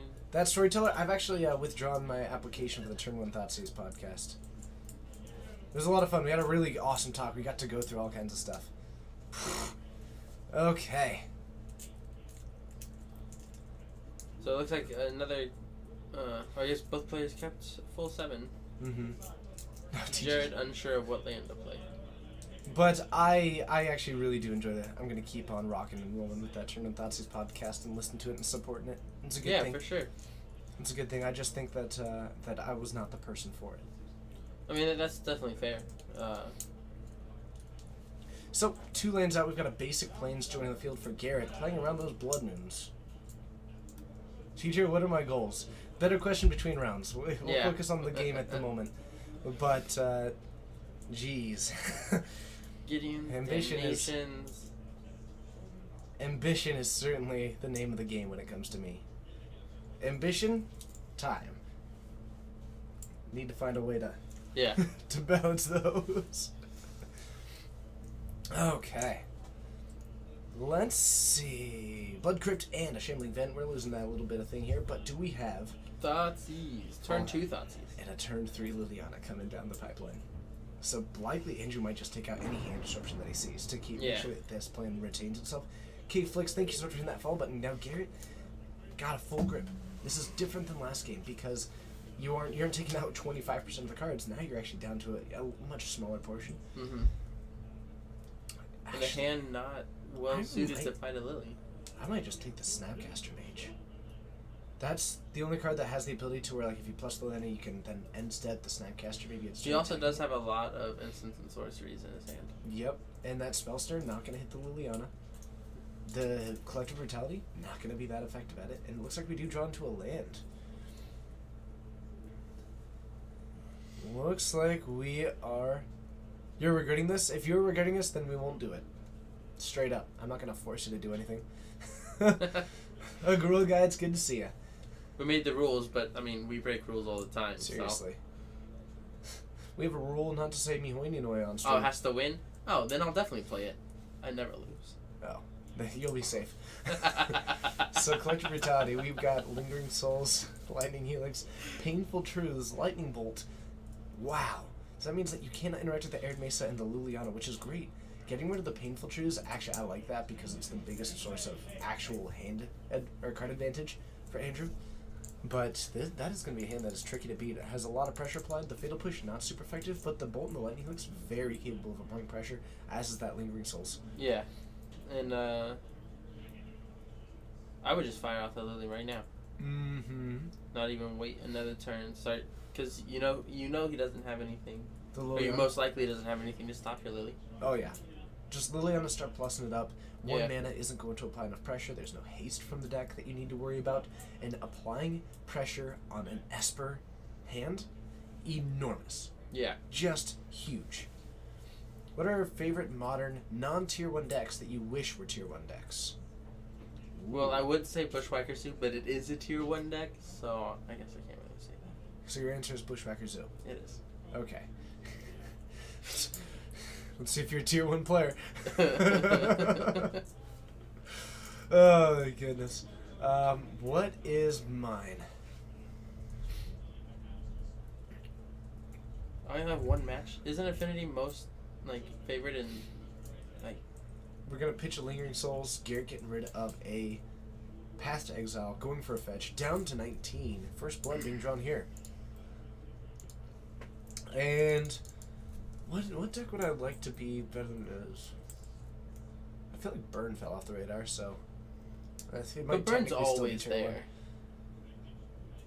there. Burn is always there, I and know, I don't think I it's know. bad right now. I really like A-Rack. Arak is a sweet deck. I really like that deck. Owling Mine. Oh, you know what? Owling Mine. Just because it's one of my favorite decks conceptually. Oh yeah. All you do is you make sure that their hands remains absolutely bloated. So you keep remanding cards back to their hand, making them draw extra cards that they can't play, and then they just keep I've got too many cards. They start just dying to it. Yeah. Oh, you know what? Bant Wargate. I'm switching. Bant Wargate. I'm switching again. You're just gonna keep switching. Oh, and Eternal Command. Oh, there's so many options. Eternal Command is such a cool deck. What about the Doran deck? I love the Doran deck. Oh, do you remember when Ian had that 4-color Doran deck that Yeah. used the Mardu Ascension, to where he would sacrifice it to give all of his creatures +0, +3? Yeah. As that was It such was a pretty good. That was such a cool deck. It was like a Doran Zoo deck. So we've got Ancestral Vision. I'm way too. See, you're asking someone who loves everything. Like, what do you love the most? Everything. Magic? Liliana's still doing its thing, is I believe the technical term. I might have considered getting rid of the Helix or the Bolt so that I could get full value out of this Lingering Souls, but I'm not certain on that. Because the cards are fine, I just feel like I would get more mileage out of both ends of that Lingering Souls than I would from a singular Helix. But Right. I'm not too certain. I kind of wish he would have fired off the flashback for that right now. Because it still leaves up Helix or a Bolt, whichever you want. Possibly. Could be just trying to... Yeah, that is interesting. Maybe just trying to get to the point where if he fires off both of these spells, then what he can do is draw, cast the spell that he has left. Spells there. Because he is fully aware of this one, but you do that, and then now suddenly you're in a position to where you can fire off... Oh, that's a Bitter Blossom. That's pretty good. Maybe that spell snare was a little bit hasty. Yeah, it was. Oh, no. Bless you. Thank you. Nasanyoman! What's up? It is good to see you. I'm not entirely sure what you mean. Oh, you're talking about the whale. The whale's great. Thank you so much. It's good to see you. Thanks for being as awesome as you are. And just another draw go. But this... Are we going to see a Bitter Lily Blossom. ult right now? Maybe? I mean, the Bitter Blossom might just be enough at this point. That's just bonkers. And we didn't see any Instant Sorceries game 1, so Garrett may not have even brought in some cards that can handle that. Though Right. he does, actually, Esper Charm does destroy enchantments. This is actually pretty interesting. Oh, yeah, we are. He just drew The Lily. old conundrum, the classic conundrum, was Esper Charm versus Bitter Blossom. Do you destroy it? And the answer, eventually, from the pro mentality, was that you don't, because of like the lost tempo and 3 mana to answer a 2 mana card. Mm-hmm. But that was like a decision that you had to make. Esper Charm and Bitter Blossom were together, Right. and that was a pretty tight battle. I don't know, but that Bitter Blossom is going to be phenomenal. Phenomenal. But he did draw another Lily. I expect an ult from Lily, and then Playing it out and Yeah. plussing it? Yeah, that's pretty brutal. I really like that play. But he's just gonna plus. He's gonna just keep his Lily. Because he wants to swing. Oh. He's gonna rather... Try to get some pressure going. Yeah. Okay. I don't know if I like that, because you could have put him down just to 2 lands. And no black sources. Can you cast Visions off of an Aspertold? Yes, you can. Yep. And restore balance. And wheel the wheel effect. Wheel of Fortune? Yes. Or Wheel of Fate? The one that had Wheel of Fate, the one that has suspend. Yeah, I think it's Fate. Yeep. So, pay a life, make a do. If he just keeps up this trend, then he's just gonna Arc LE, it's good to see you. gain Thanks for 1 hitting life that every follow button. turn and gain a 1/1 flyer every turn. Wheel of Fate, we got it. I dig it. Which swamp is that? That is from the Amonkhet. That's the Amonkhet swamp. What swamp number? No idea. Ugh. 42. That's not accurate. It has to be. So, we're going to attack probably with 1 fairy. Oh, okay, keeping them all back. Interesting. That's for charm. We are going to destroy the enchantment with the Esper Charm. Classic choice. And we're going to take that one down. Can't cast a card with Awaken. No, but you can pay Kicker. Man, that is some pretty interesting stuff. Alright, we're Yeah. drawing 3 cards. We're currently in top deck mode. Are these 3 cards enough to beat 2 fairies, 2 souls, a cards. shambling vent? True, there's draw step as well. Everybody always forgets the draw step. Mm-hmm. That's a pretty good draw. And Wood JT5. Hello. Supreme Verdict does eliminate that, but the Liliana still very much an option.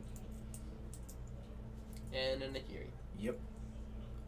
I still really like the... Yeah. Ult Lily and then start taking up Nahiri. How did he attack the chamber with... Oh, you're right. He does have any other white mana. Can't fix it now, but we'll mention it if he tries to activate it again. Good eye. Good eye. Did not notice that. Just saw it kind of move on up and get on in. So, down to 11 here. We do have a Nahiri. Garrett needs... The cards answered a good portion of the problem, but you still have a Liliana, a 9, and a Nahiri. Did he not uptick Nahiri? It appears that he did not. What if he knows that he doesn't have to discard to uptick Nahiri? I'm not certain that he does. The plus does say you may. Yeah. I'm not fully aware that Andrew's aware of that. It looks like he's hesitant. It looks like he's got a Because you can just... collective brutality in hand.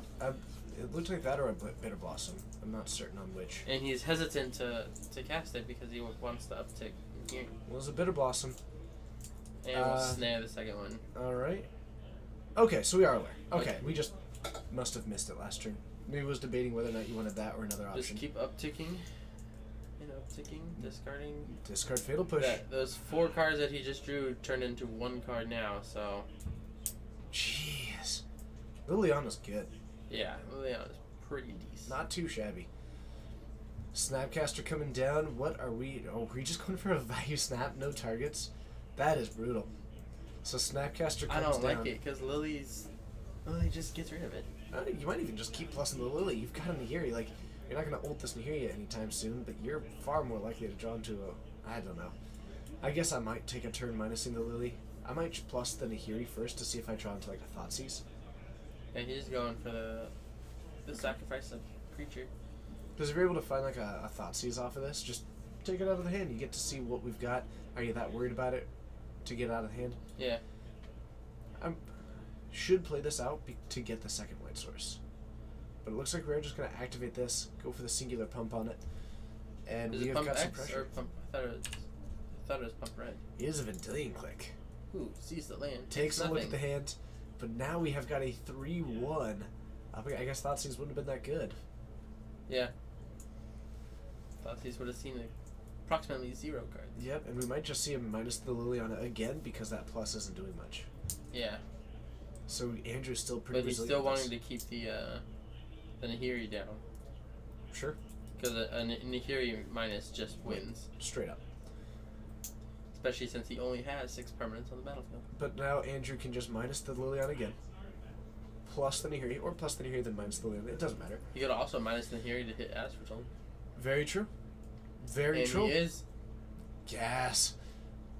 And then just drop this down and start winning with Lava Claw Reaches. Yes, we do know Aspertone is exiled, but it's almost irrelevant until it matters. Correct. Correct. So he's got an Esper Charm. He's gonna go ahead and go for it now. Drawing 2. You gotta find an I answer. would almost, Wait until the Liliana pluses. yeah. Probably, but Garrett just realizes he doesn't have a win left. The Lava Claw Reaches was enough. And that is going to get it done. Yeah. Alright, so Andrew into Mardu Nahiri against Esper. Honestly, I actually thought Esper had a little bit of a better run at this, but that Liliana tore this match up. Yeah, game 1 was just rough for Esper. True. Lily did not help at all. Game 2, Lily just stole the game. Completely crushed it. Yeah. So, the problem is I think Garrett kept keeping hands that were like creature removal heavy, whereas Andrew had no creatures besides manlands and tokens. and when it comes to the creature control, Andrew's a little bit more versatile because Lightning Bolts and Helixes can go face. Yep. Alright, well, we're going to try and find another feature match here at the Geek Fortress stream. We'll see you up in the booth, and we'll see what we can find. We'll see you there.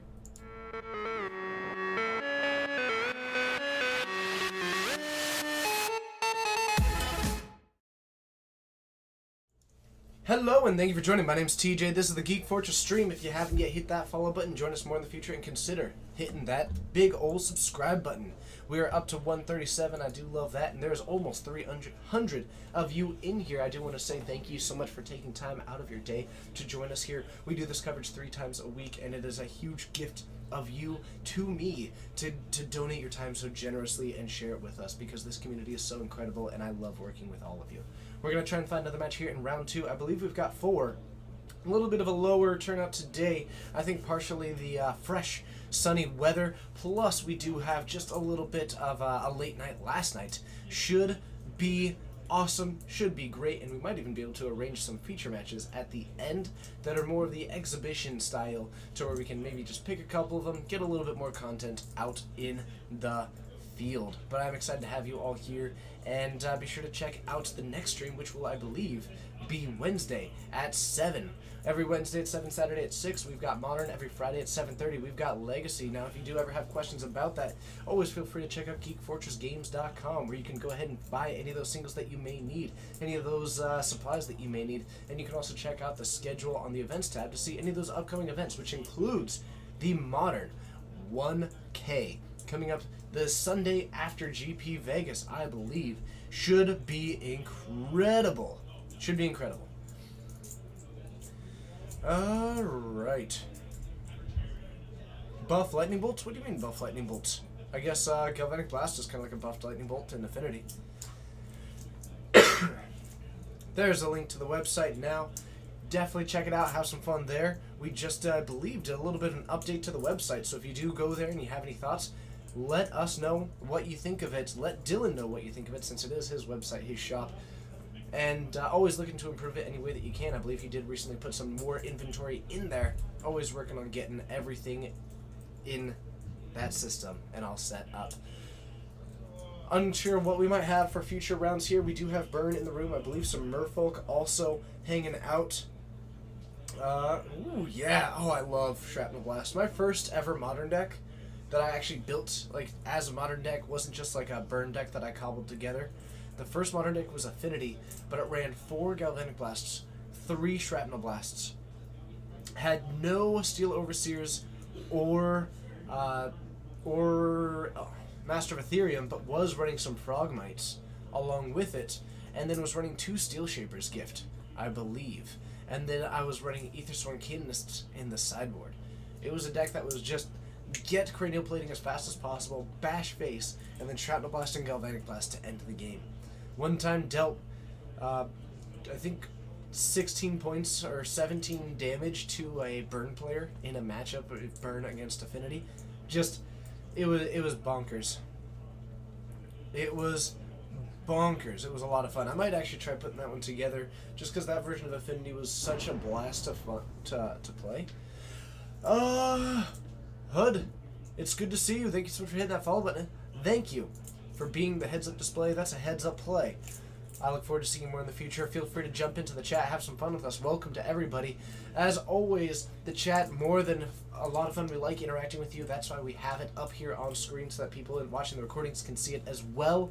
Questions, comments, feedback, all of these things more than welcome. We do have one request, which is that we do try and keep it family friendly. Now, that means that, you know, don't say anything that you wouldn't say to if some kids were in the room, or to your grandmother, or whatever else it is. Certainly those caveats apply. People like to tell me that they would say that to their grandmother. Well, please don't say it to mine.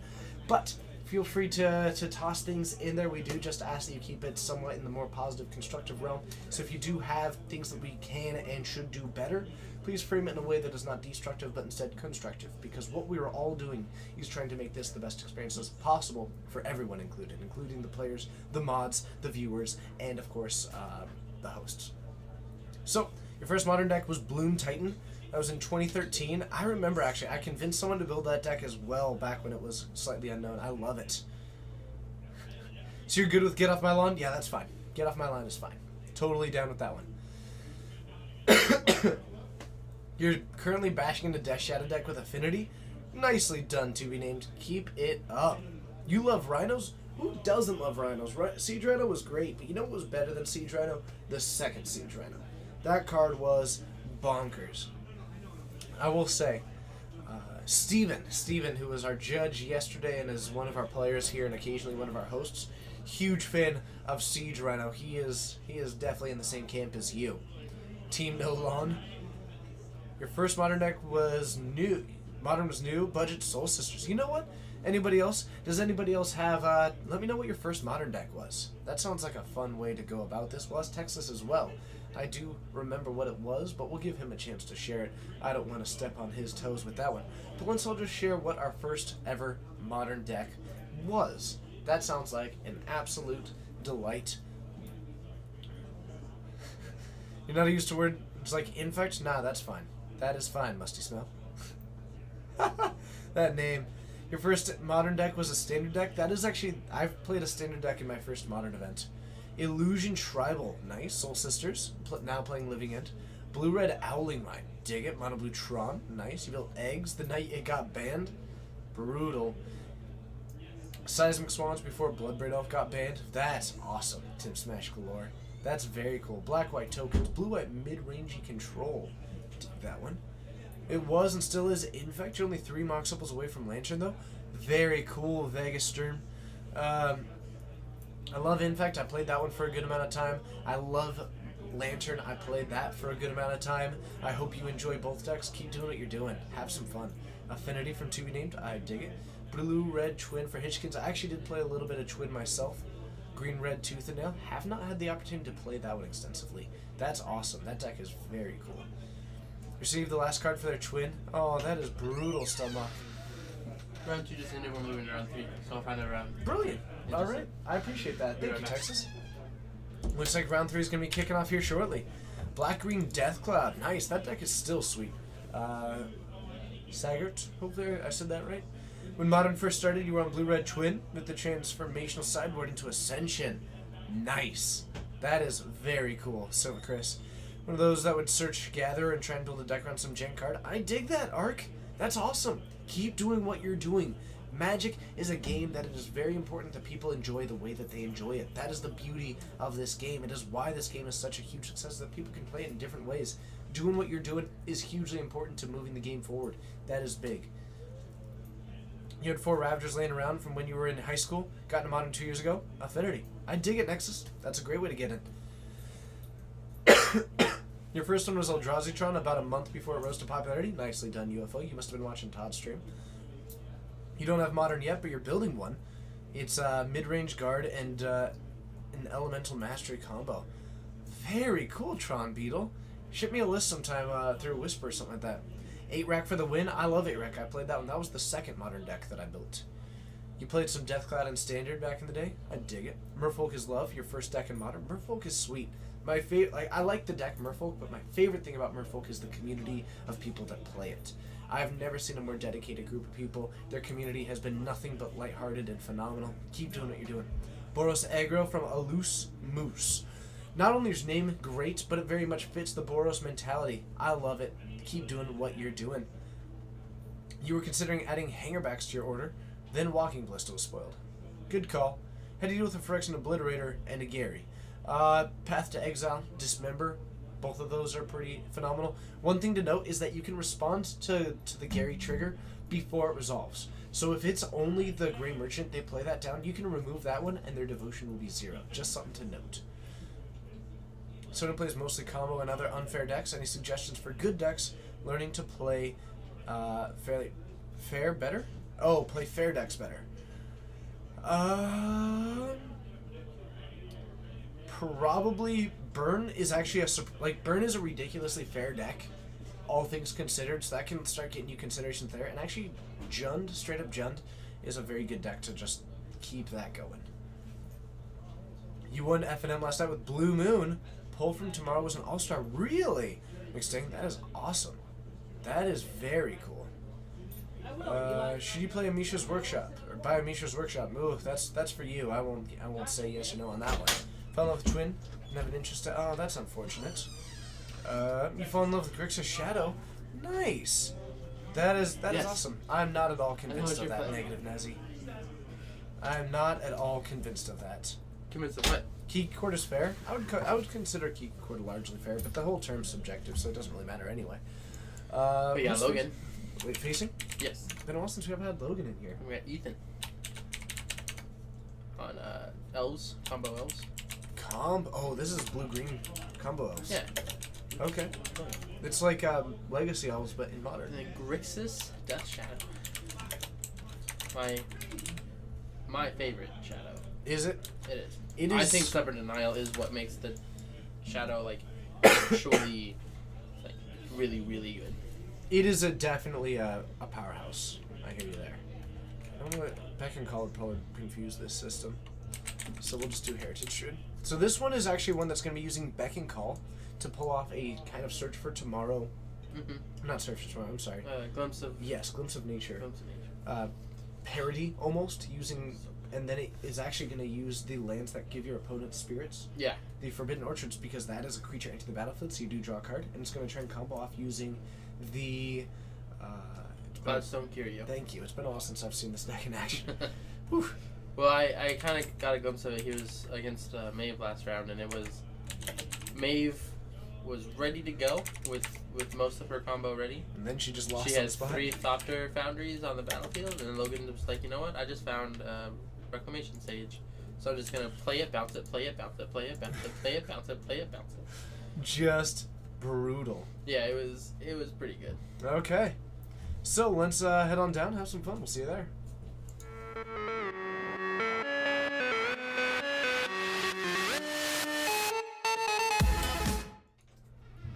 And these players getting set. So Logan on this combo, we do see Cloudstone Curio, and we do. Let's go ahead and bring up that Cloudstone Curio because that is going to be the card that really shows off what he's able to do. It's going to allow him to create RB mana as well as RB creatures, as well as draw RB cards.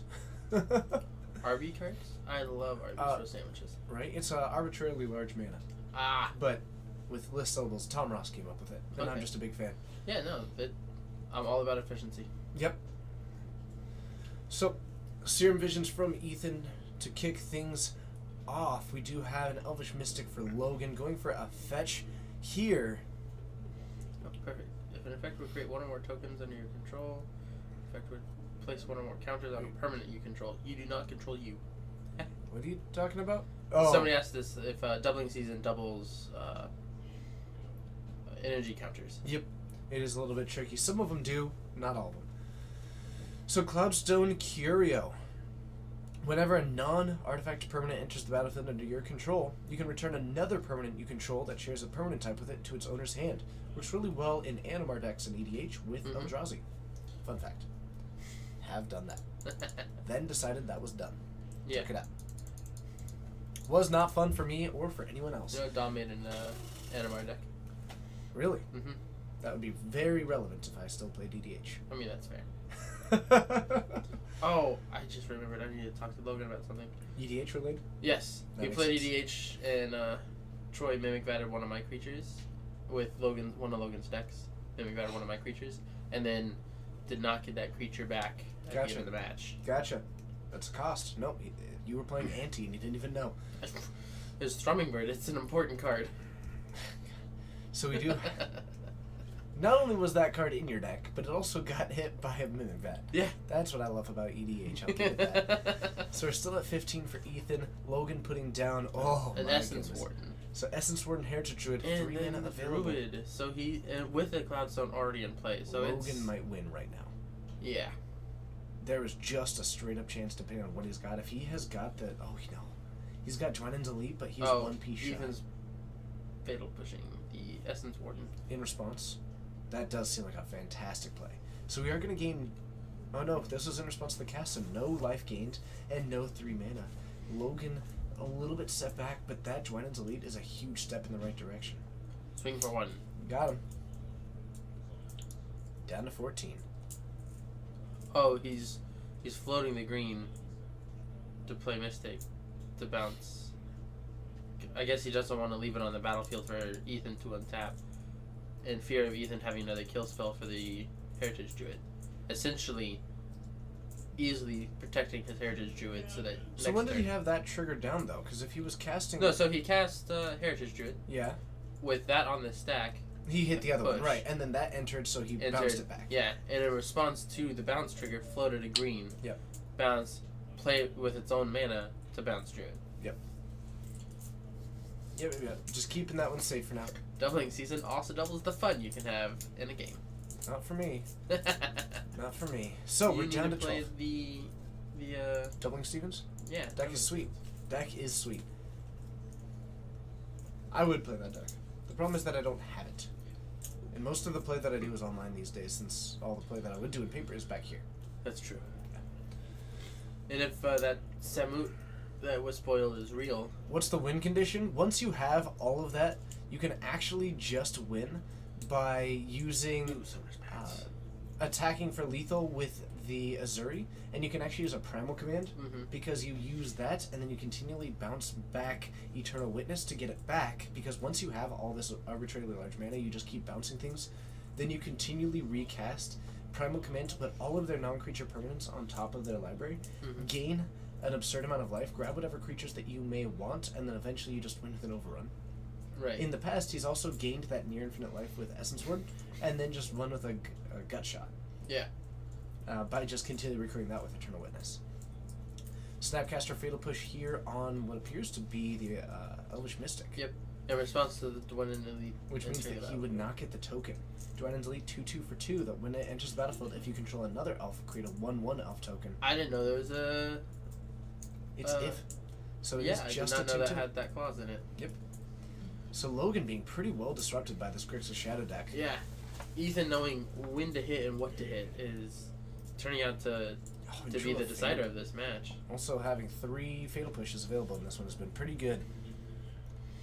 And being at 12 now, he can, as soon as he finds one, throw down a shadow. I will not suggest that Logan pick it up. The only time I get to see it in action is when it's on coverage, and personally, I find all, as I do appreciate them, don't get me wrong, I find them all to be net positive for the game and for all the goodness. I love the Expeditions, but I love the Masterpiece series. They're terrible for coverage. Don't want to deal with it. I mean, we know that that's a breeding pool because we know It that's would be the only. nothing else. Yeah, that's the only dual land in his deck. If it wasn't a breeding pool, we would have no idea. Inquisition, But we see, actually Inquisition. cannot take the Beck and Call. Because it's what? CMC mana? 8. Yeah. We have a Summoner's Pact and a Heritage Druid. Looks like we might be taking the Heritage Druid. I would actually really consider taking out the Summoner's Pact, Mm-hmm. but I'm not certain on that. The problem is that... He doesn't have 3 mana right now to even pay for it. Right. And it just means that taking out the Summoner's Pact, he can play it on the Heritage Druid, but unlikely to be able to actually draw enough gas to be able to use that, and you do still have a Fatal Push in hand to take that down if he invests into it. Ooh, another Cloudstone. Death Shadow is a 1/1. Hooray! Where's that Forked Bolt? Hooray! Do you mean Flame Slash? No, I mean Forked Bolt. You Cool. can hit both of them. Oh, take down the Snapcaster. Yeah. I thought you meant hit the Death Shadow and Ethan. I was like, oh, please don't. Gotcha. No, you didn't. Oh. No, I did. Trust me. You haven't lived until you see someone cast a Searing Blaze on a Death Shadow. It Oh. doesn't work. Was that? Oh, he had a Street Wraith in hand. Yep. So cycle that, block the 2/2. Logan, I think, Logan's, realizes looking that for game this 2. is Looking at game 2 was a very swinging for viable 5 option here, for the down to future. 10. Players are now tied at 10. Yes, tied. Because the This is an scoreboard. even match. Because the scoreboard is a thing. Ooh, and another 3/3 for 1 mana. What is this, zoo? Oh, jeez. It works if it has 10 plus power. Fair enough, Tevin. Searing Blazing a 10 plus power Death Shadow does kill it. Why doesn't Elves in Modern splash black for push in the 3-mana drain off? It does, just not this version. This is a completely different version of Elves. Yeah, this Elves is straight combo. The other ones that do splash for black are more of a...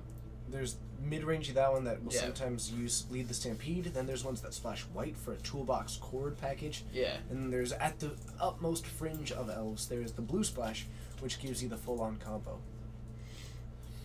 Ooh, and we have another land. Shocking it in. We're gonna go for it. We're gonna It's try and his use this last Heritage chance. Druid, and it's gonna get... Alright. Stubborn now? Lame. Like, this is his only chance to go for it. Going for it. You ain't Denied. Alright, so Ethan takes game 1 pretty resoundingly there. Yeah, just using his kill spells at, I think, a peak efficiency, taking out what he needs to, when he needs to. But before he let Heritage Druid resolve, before he let the Dwynen's Elite resolve. Yeah, never really had a great opportunity to be fully effective there. Yeah. You like the green-white version? Personally, I like the green-black version the most, but... Because certain Shaman of others- the Pack is so cool. It is purely for Shaman of the Pack. Yeah. But maybe I could see a version in which the green-white one does the lightest possible black splash, just for the Shaman. I could very easily see a, kind of a mix in the middle there. I don't know. But I fully enjoy Elves decks in general. But they all run Company. Company's just great. Logan's does not run Company, but Sorry, doesn't need it. The other two versions run Yeah. Company. He doesn't need value, he just needs the chords and the Summoner's Packs to go for exactly the piece that he needs. Yeah. Does he run Cord? He did for a bit, I believe. Possibly not anymore. I'm looking. I don't I see think he it. at least runs Primal Command, right? Primal Command is in the deck, however. Yeah. And that searches for one. Yeah, looks like we may not have Cord. The tricky part is that when you start adding things like Beck and Call and Cloudstone Curio, you actually generally want to cut non-creature spells. Yeah. Because you can only have so many in a deck like Elves, which works on that kind of critical mass being built up. Exactly. Logan just bringing in 4 counter spells. Some Swan Songs and some Dispels by the look of it. So we're going to be looking to make sure that push through his spells and looking to be the aggressor here.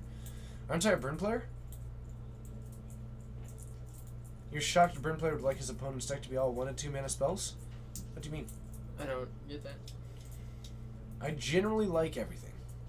That's kind of the... Or maybe that's like he's being sarcastic. It Like of course you would like it. It's starting to look like it is in fact facetious. Yep.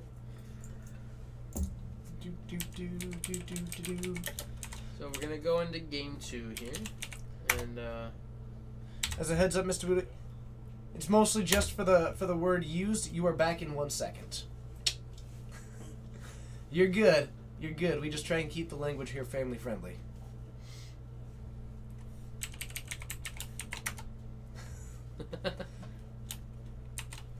is it? What emote is that on the? Is that spaghetti? That is spaghetti. No, I'm so Yeah, good at this. that's pasta. That. pasta hat. Yep. Because it's you can. There's a copy machine as well, and it spits out pasta. Okay, Copy pasta. copy pasta. Yep. All right. Don't what? Those are the rules. Not a lot of lands, it looks like, for Logan. As long as you got one. Oh, and there no Elder. Looks like there's no Mystic or something like that. Could be tricky. We do have the spell in hand. He might just keep this to work on it. Nope. Being down a game, you need to not keep a questionable hand. You need to be able to, either go off or stop your opponent. I feel like a combo deck needs to have more combo pieces in their hand if they lost the first round. No. No. No. You Well, just that's go for why. it. That's why I play aggro, That's true. because sometimes you can't keep a no lander. I've kept a no lander and curved out and won on turn 3. I've seen Luke do it on camera. It was brutal. It was brutal. Yo, Chemist. Hello, it's good to see you. Welcome for joining, and I look forward to seeing you more in the future. And yes, I'm aware that welcome for joining is not grammatically correct. It's just fun to say. Ryan and I were actually brewing up a Bushwhacker Storm list. That's existed, the Mono Red. Hmm? The No. Mono Red. So the Empty base Warren's Goblin Bushwhacker. base shell is like Naya Bushwhacker. So it looks like Heritage Druid is going to get taken out here. We do still have an Elvish Visionary, a Dwynen's Elite, and a Summoner's Pact. We'll probably see the Visionary come down next turn. Mm-hmm. Mostly because he needs to get full value off the Dwynen's Elite. US Oh no, 17. he's getting That's awesome. he's getting the other one. Elvish Visionary. Drawing cards is pretty good. That's true. It's pretty good. It also means that Ethan might have access to some removal spells that are going to be pretty nice, and you just don't want Logan to start accruing that card advantage to start going outside your removal spells. Let's see. That's awesome, Megabuda. Welcome. So we do have a Swan Song in hand. We do have the Dwynen's Elite. Having only 2 mana available does make this a little bit tricky because the Elvish Visionary was most certainly the play, and then turn 3 you would try and go for the Heritage Druid and the Dwynen's Elite. And that's still Logan's kind of turn 3 dream, so he's just going to pass it back and hope for the best.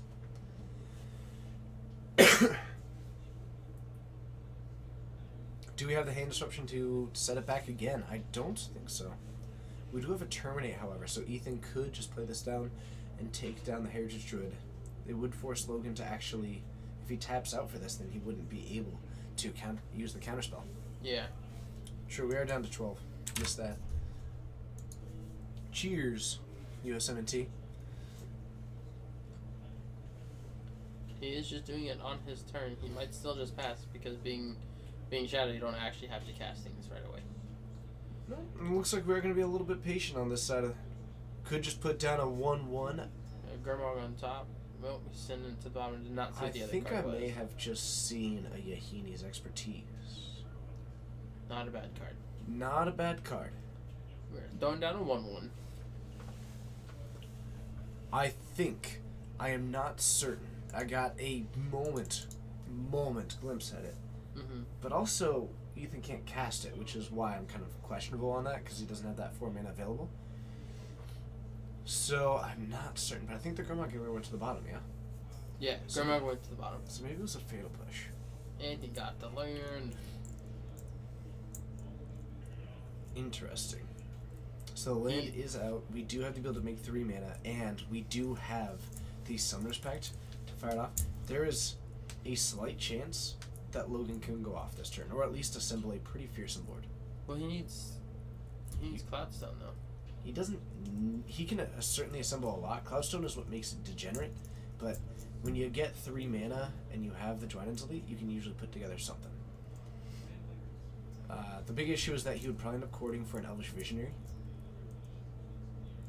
Would be I'm sorry, not courting. Summoner's Pact. He'd probably Summoner's Pact for an Elvish Visionary, but he's probably not going to do Oh, that you're just going to because play 3 L's and pass. because a Fatal Push would end up shutting that down hugely because he'd be out of mana sources and could not pay for the pact. Right. So he's probably going for the more conservative route here, of hoping for the best. Hope I don't die, and hope to steal a win that way. But there are at least one path in hand. Yep. Or one push, I mean. It was Infect that won the GPT in the hands of Connor. He's going to Vegas, and he's actually he's registered for all 3 events. Wow.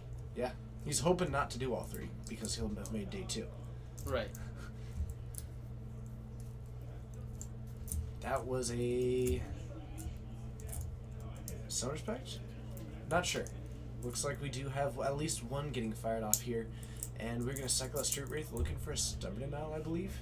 Or if we have one in hand, it is now a 5/5, which means that it will just fully counter it. But it looks like we don't have one in hand. We do have a Terminate available. And a Thought Scour. You can still go searching for the Stubborn Denial. Yeah, I think the hope was to have a Stubborn Denial and a Terminate available. I think now we're just all aboard the Terminate and the Fatal Push.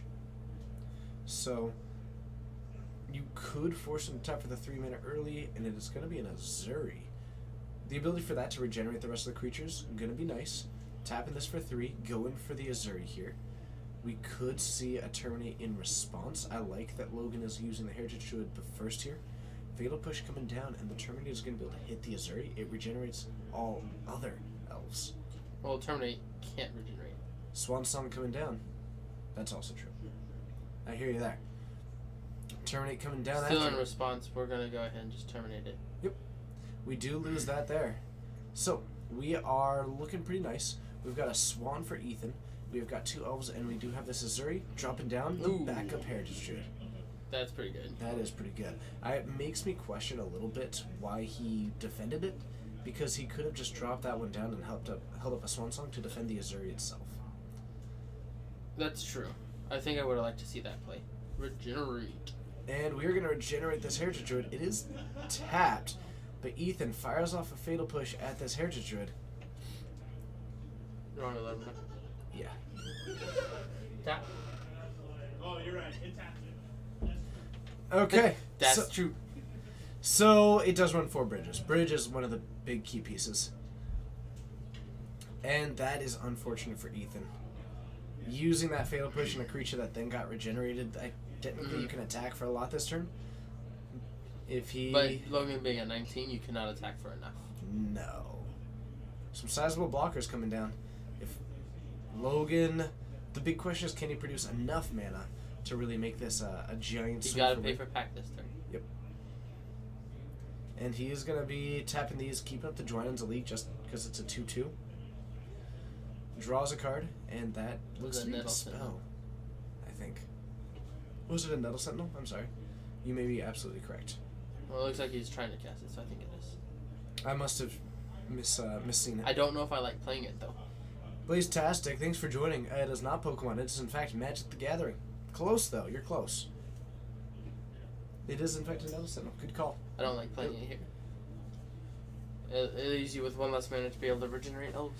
No, but what it means is that you are actually next turn, if you draw an elf, you can use that as one of the 3 creatures to create the Pump with Azuri. Lay out down a creature, and you have a non-summoning second creature to go with. And with Ethan, I've already fired off 3 of these removal spells. I'm not sure if I'm worried about another one, since Yeah. Ethan used the Fatal Push and then didn't use another removal spell on the Azuri. Oh, but he has a Yahani's expertise, right? If that's what we saw. If it That's is gonna what we be saw, crazy right it'll now. be game ending. I don't Only think tap so. into. I see a Gurmag Angler. So it's going to be a Snapcaster. There might have been 2 Gurmag Anglers he saw and only wanted one. Snapcaster Fatal Push on the Azuri.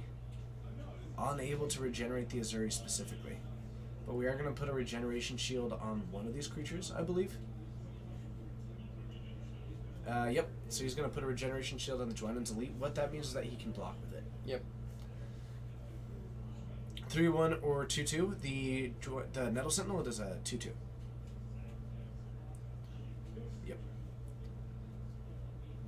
So, looks like we are going to be delving away for this Gurmag Angler, keeping up some of the options that are good with a Snapcaster, and Swinging with the bird.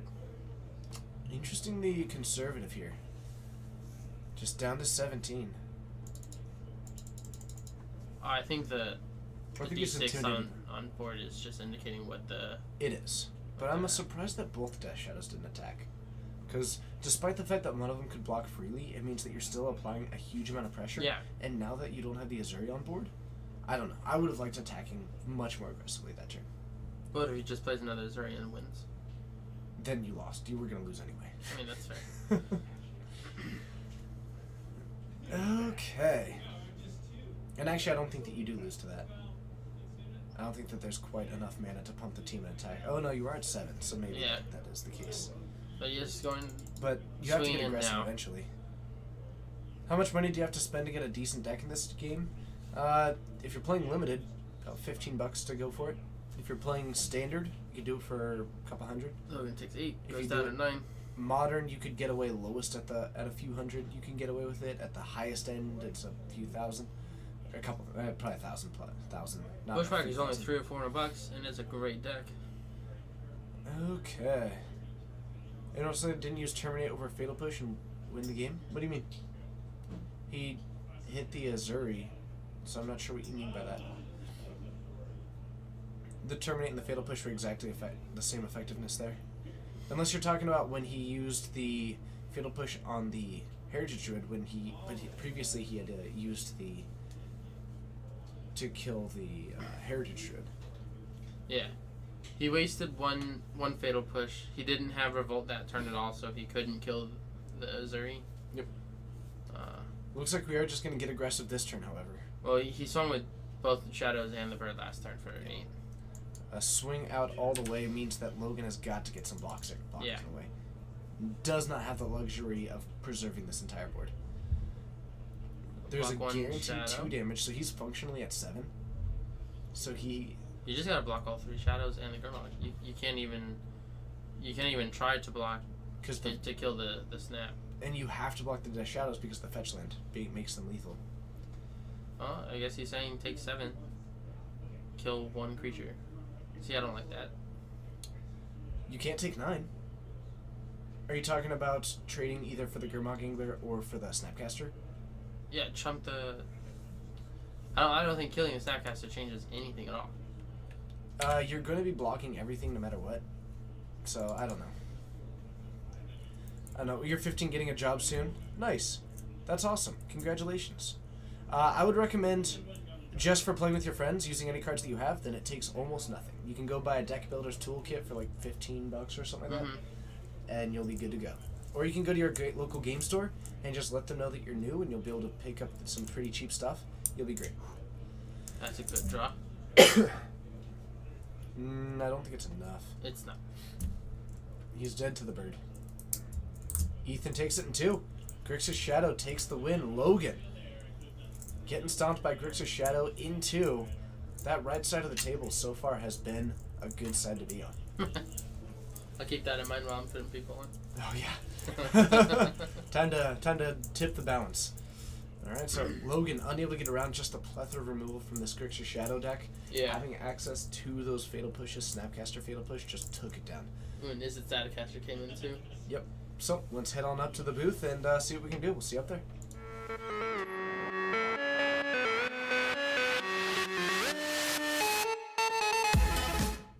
Hello and welcome to the Geek Fortress stream. My name's TJ, joined by Texas today, watching some Modern. We've got 4 rounds of it coming at you, having a good time.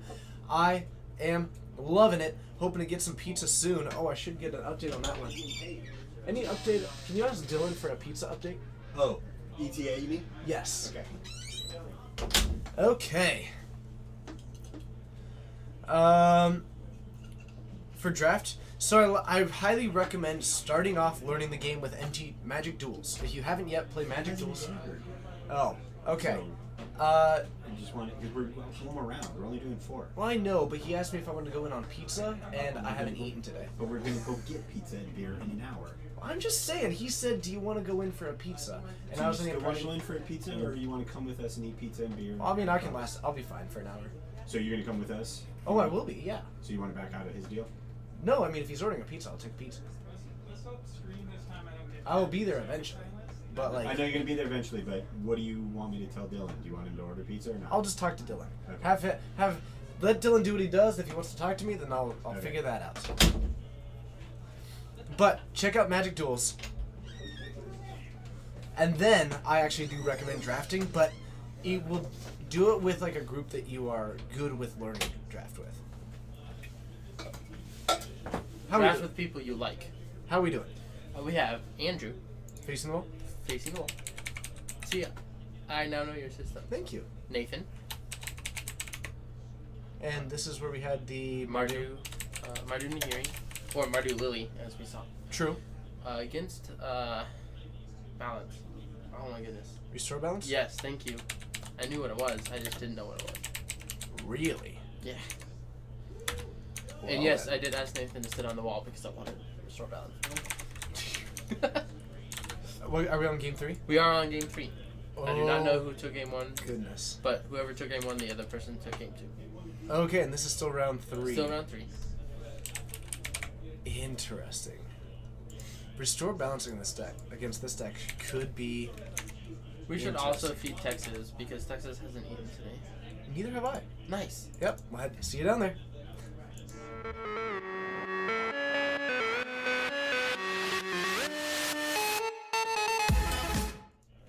All right. Wait, it's 10 wins. That's not how that works. Did you notice how I pronounce 10? I'm Yeah. trying really hard. Are you? Yeah. Interesting. I still don't hear a difference though. That's you're. I don't really care. Well, you have cared in the past. Nah, I still don't care. It's just kind of fun. You get me on. No, Pry. you don't care. You get me on Pry. I get you on Tin. I get you on both. And both, which I've actually been making Pry? an effort on. Never even heard you. In the Pacific Northwest, people shorten probably all the way down to Pry. Never have experienced that. Oh, you will now that you know. We say yeah, I'll probably be there. Well, I mean, when you're talking quickly. Yeah, I you guess say I'll probably be there. probably You don't be say probably be there. They say Probably. probably a lot, and then they shorten that down to Pry. there. Okay, I'll keep my It's, ear out. I've only noticed in the Pacific Northwest it's possible that it's everywhere. But we have got a cloud post, or I'm sorry, a border post coming Border down. post. That is the something border post. Blue-white one. I'll tell you that. Otherwise, we have got an Inquisition of Kozilek, and we are looking at Yehinia's Expertise, which can cast it, and another border post we're going to take out. Looks like the Restore Balance is going to be what we take out, because that was going to be get cast off of. Pretty quick too. I really like border posts. Yeah, border posts are sweet. Border posts are sweet. You get back an untapped basic land. Let's go ahead and bring up one of the border posts here. After I figure out exactly what the name of it is. Mistvein? I think it's something. Well, that's gonna get you like. There you go. That'll probably get you. I did Nice. nail That it! was impressive. Oh man, look at me going. Well, Right, look so at me going. Inquisition on turn 1, and then looks like Andrew doesn't. It's have not even a much for Mistvein turn border 2. post, but whatever. Border posts are border posts. I had the wrong border post, but that's fine. You may pay 1 and return a basic land you control to its owner's hand rather than pay its mana cost. Yep. So, it's I like them. The border posts? Yeah. I like them from a design perspective, absolutely. Yeah. And that is an ardent plea. We are cascading, and we are going to be finding one with only one card in the deck, one card in this- hand, and 0 lands. This deck is really pretty. Andrew is about to be going down to 1 card and 0 lands. Oh no, Wait, there is 1 land, so Can he is going to we lose. bring a up land. Restore Balance? Absolutely. Because I don't know what it does. I've heard about it, but I do not know what it does. It is phenomenal. If you if you build your deck in a way such as to take advantage of it. Right, I understand. So for each player that has the highest, each player chooses a number of lands equal to the number of lands controlled by the player who has the least number of lands. Sacrifices the rest. Same with creatures and cards in hand. So whoever has the least number of lands, everyone's got that many. Whoever has the least number of cards, now everyone's got that many. Whoever has the least number of creatures, exactly the same. And running border posts lets you cast lots of spells for only 1 land. It means that you get a mana advantage out of it. So Andrew's down to 1 card, I believe. Now, was that a Oh, actually, looks too like early of Nathan did a... Possibly was trying to play around the removal because it looks like he had more than 1 card in hand, and I was wrong there. So Andrew was able to keep a decently sized hand. I think you flashed back the Ring Souls. We're just waiting for the souls to Yeah. be found. I believe that is the case. That is the case. So Ardent Plea, what else does it do? It gets exalted, right? Yep. Okay. That's pretty cool. So I think that may have been a little bit too soon to fire that off. You may have wanted to empty your hand a little bit more. Yeah. Because Nathan, it ended up being a 3 mana just to discard. Gargadon coming out. Lose a land, discard some cards. What's Restore Balance win condition? Greater Gargadon is often times 1. You ask and you Because receive. if you've got no cards and no lands, it's unlikely that you can answer it. Yeah. Big old 9/7. Oh, I'm Big so ol' hungry. 9-7. Yeah, I feel yeah. But not literally. I even adjusted the wrong player's life total. And a swing in from the souls brings Nathan down to 18. There's another Ardent Plea, which will take care of. I'm just gonna send Dylan a message. We Okay. are having the Ardent Plea come down. Never mind, we've got more. Do we have how many cards do we have in hand? 2. Okay. Oh, and he's sacrificing in response. He's sacrificing his planes to the Gargadon, Yep. ripping all of the lands. And no creatures. We're gonna lose both the spirits, and we're gonna lose all of the lands. See, this just went from I feel like Nathan shot the first one off too early to yeah, we're it good. doesn't matter. We're pretty good suddenly. We're pretty fine. We are pretty fine. Greater Gargadon, a 9/7 with suspend, but you can sacrifice a land, creatures, artifacts. I We have think. text on. Oh, perfect. Artifact, creature, or land. To remove those time counters. So pretty much any permanent that isn't an enchantment or. And it's a planeswalker. sack outlet. Yeah. And It- Andrew now missing lands. Nathan looking like we are going to be taking game 3. Looks like we are looking pretty good. Yeah. 4 cards in hand, but your cards in hand don't really matter when you have 1 land in play. Mm-hmm. He does have Path in hand, so he does have an answer to the Gargadon, so long as his land doesn't go away. And Which, as aggressive as Nathan is being with his Restore Balances, we could see it be gone pretty quick. looks like that right side of the battlefield is maintaining its advantage. I'm keeping to it. I'm gonna put who I want to win on that side. We all get to learn a little We're bit. unbiased here in the commentator's booth, Yes. with 0 exceptions. I mean, I still want. Not people. I don't want people to win. I want certain decks to win. It's okay, whatever. This is fun to get serious. Ooh, that's another good win condition, That's a pretty good win. considering that there are 3 artifacts on the battlefield. That's going to be pretty good as well. That is going to be pretty good. We're gonna get a border post. Hooray! And that actually is the Mistvein border post. That is the blue-black one. Before it was the Mistfield border post. Ah. Yep. Yep. I know. There's all kinds of stuff, and then for a bit there was even the field. I don't know. Something. But now we do have more than one closer on the battlefield. So the path in Andrew's hand is not looking so great. No, the Tezzeret looks great. The Greater Gargadon still solid, and even Nathan can still be going for a good amount of these things. Well, he's got 5 artifacts and 5 time counters. Hooray! I think we're probably just gonna use the Tezzeret ult. I mean, a couple times. yeah. Well, you can also just minus Tez and just go for it. What's up, Patty V? It's good to see you. Eh. Why almost win when you can just win? To toy with your prey. Oh yeah? Funny, another border post here. Might just hardcast this one to let it enter tapped. Field mist. Oh, goodness gracious. Okay. I guess I deserve that. So that's going to go into our hand, and we do have the ability to, I think, cast that one. Nathan's looking pretty solid right now. Opting to not cast it, though. Keeping it in hand. So I'm not sure why. He doesn't have any instant sorceries. And even if he did, what does it matter? Andrew did just draw his Foily Emrakul. May not have had the mana for it. Yeah. Oh, no white mana. Oh, that's right. They're Yep. colored artifacts. Yep. What's up, Panda Rule? It's good to see ya.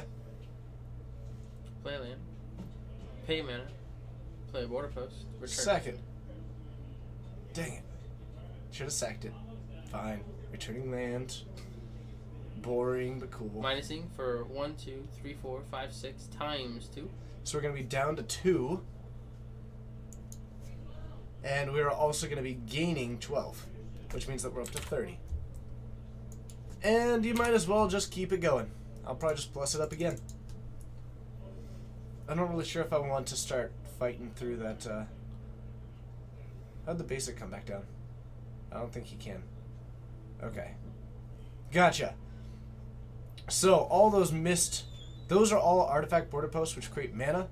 We've got 2 Ardent Pleas, the Restore Balance, Empty the Hand, but we have got a Tezzeret, which just drained for twice the life of how many artifacts. So that was a drain for 12. He gained 12, and Andrew lost 12. And suddenly, we are looking like it's a pretty viable win condition. That Tezzeret might just plus up again to go for the ability again. In the meantime, at each upkeep, that Greater Gargadon, losing a time counter, so it'll be coming off a suspend as a 9/7 with haste. Also has the ability to just start sacrificing permanents to it. I almost say go for it. Just go for the Gargadon right now. Why? You're not losing. Hey, but isn't Tez's minus a -1 and you make a 5/5 artifact? But- Swing with 2 threats and win? But up against an open path? Oh, that's Swing true. with 2 threats and win. That's what I'm true. saying. I hear you Is there. that a worm coil? It is a Worm Coil That's a engine. pretty good. It seems a little bit better, doesn't it? I mean, no. No? Okay, fine. Why would it seem better? I mean, you can dodge a path because of Gargadon, so it's not like the worst draw. Path on that, probably gonna sacrifice this to the Greater Gargadon, make 2 3/3s. Make 2 3/3s. And Oh, just sack is all he did. Tapped out. You know what? Took it down. The worm coil was better. I think part of that might be that Andrew just went for it immediately in the first main phase, Yeah. as opposed to waiting until the end step. So, I think that worked out nicely. The double exalted, also nice.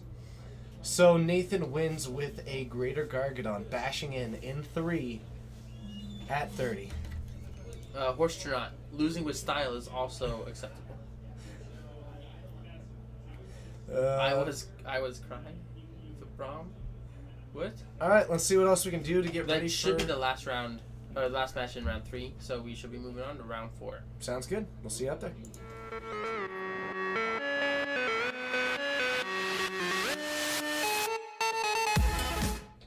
Hello, and thank you for joining. My name's TJ. It's a pleasure having you here. And we are going for some cool stuff happening in Texas. I think it's going to grab me something to eat since I'm dying. Have not eaten since dinner last night, which was before the stream. I was expecting to have some pizza, which there was a little bit of a wrench in those gears, as it turns out. So we'll see what we can do. Restoration taking a win, which I'm particularly excited about. We know that one beat Esper, so that means that the Restore Balance deck potentially in the finals, depending on how it went in the previous rounds. We know that it's got at least 2 wins. I don't know about its 3rd score. So let's see what we can do about that. And we have got some cool things happening in the pipeline. If you haven't yet, be sure to hit that follow button. Join us more in the future. My name's TJ, joined by Texas here. Quite excited to have you all here. We do stream 3 times a week. And always consider going for that sub button as well. It's a lot of fun. You get to get some access to those sweet emotes. We've got a new one on the way, which should be some excitement. And we do have an updated version of one coming down the pipeline for your use in all kinds of streams. Should be fun, exciting, and all kinds of hype. I do like hype, and Texas being amazing, a fantastic co-host. Today, I will be getting a couple of snacks. I do apologize, and I'm going to devour those ones real quick, and then we'll just be moving forward with whatever it is that we do. Hooray for Restore Balance? Absolutely, Rove. Absolutely. I dig it. You play Resto as well, and you're going to be going to GP Vegas? Very nice, Matthew Horton. I will be going to GP Vegas myself. I'm quite excited about it. Which one? These? Whatever you Nice. want. Cool. I'm so hyped about this. I'm going to devour a little bit of food because I need some caloric intake. Mm-hmm.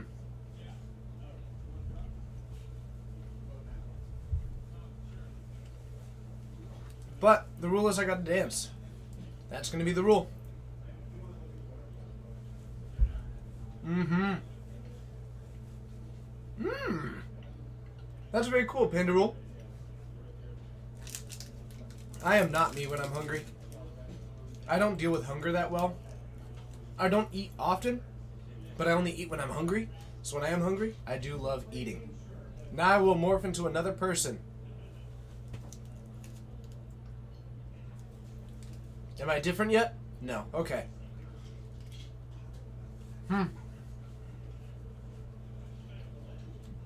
Hello, Pride of Cap. It's good to see you. I truly apologize for not talking much right now, but I'm dying. Alright, I see at least one of the players out there. We got Coleman facing the wall. Vince on the wall. Coleman on living end. And Vince on Mono White Devotion. Mm-hmm.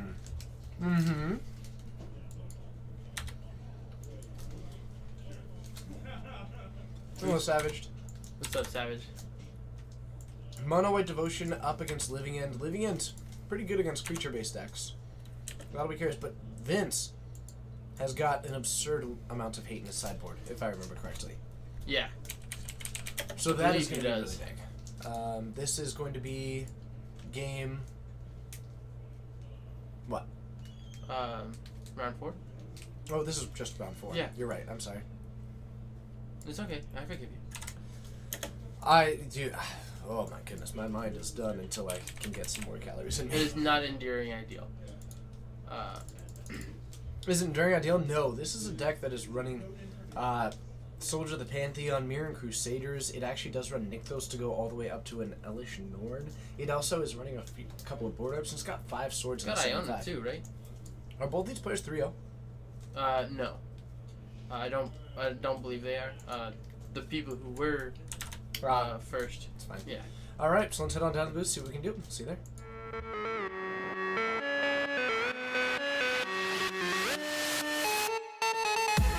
Expecting that. Okay. Sugar's on the way. I am hyped about that. Sugar's on the way. Deploy the sugar. So, the 2 players waiting for a thumbs up from Texas, I imagine. Probably. And we're going to be good to go. Oh, yeah. The Vince has been jamming this deck for a long time. He shows it on camera. And it's always a treat just getting to see what shows up. But we do see a turn 1 cycling of the Street Wraith Living End. Still one of my favorite decks right now. Mm-hmm. And down to 16. Blood Crypt out on the field. Probably going to be going for a cycle. And we see a... Ryan Militant. Yep. 2-1 for 1. Hybrid green-white. That, whenever an instant or sorcery card would go to the graveyard, instead it is exiled. Absolutely good against Snapcaster decks. Great and, against Snapcaster. Not And as good Dredge. against creatures going into the graveyard. Not as good as that. But we are going to put a Horror of the Broken Lands. This is the 4/4. that gets +2/+1 whenever you cycle a card, but it Mhm. also cycles for a single black. I believe they are both 2/1 at the moment. Dropping on to basic Swamp, Coleman likely going to be going for a couple of cycles here. Going to be tricky. He needs to leverage his ability to get this, but remember that Vince does run main deck board wipe sometimes. Mm-hmm. Thalia That does is make also it. pretty good. What am I eating? Generic food. I do truly apologize for it, but I am. Generic snacks. I We for- both have not eaten today. I truly so. forgot to eat today. I was just doing other stuff. I was just working. Mm-hmm. It's hard to eat and do my job at the same time. Overgrown Tim coming in tapped. Coleman being a little bit patient here. Might go for some cycles at the end step.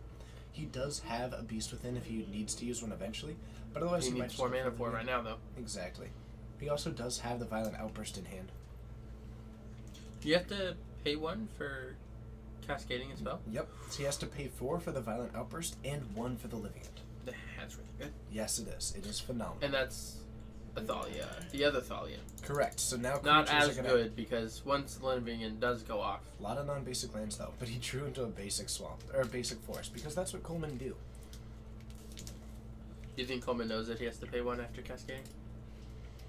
I'm not certain because he's relatively new to the deck, but Coleman plays enough and is an experienced enough player that I would expect him to. Yeah. He's a smart guy. Mm-hmm. Also, he does now have the Beast Within, so we might see that just hitting the Thalia, so he doesn't have to worry about it next turn. Exactly. Another lane coming down for Vince. You do have to be aware of the board wipes at this point in the game. And we've got an attack in 4/7.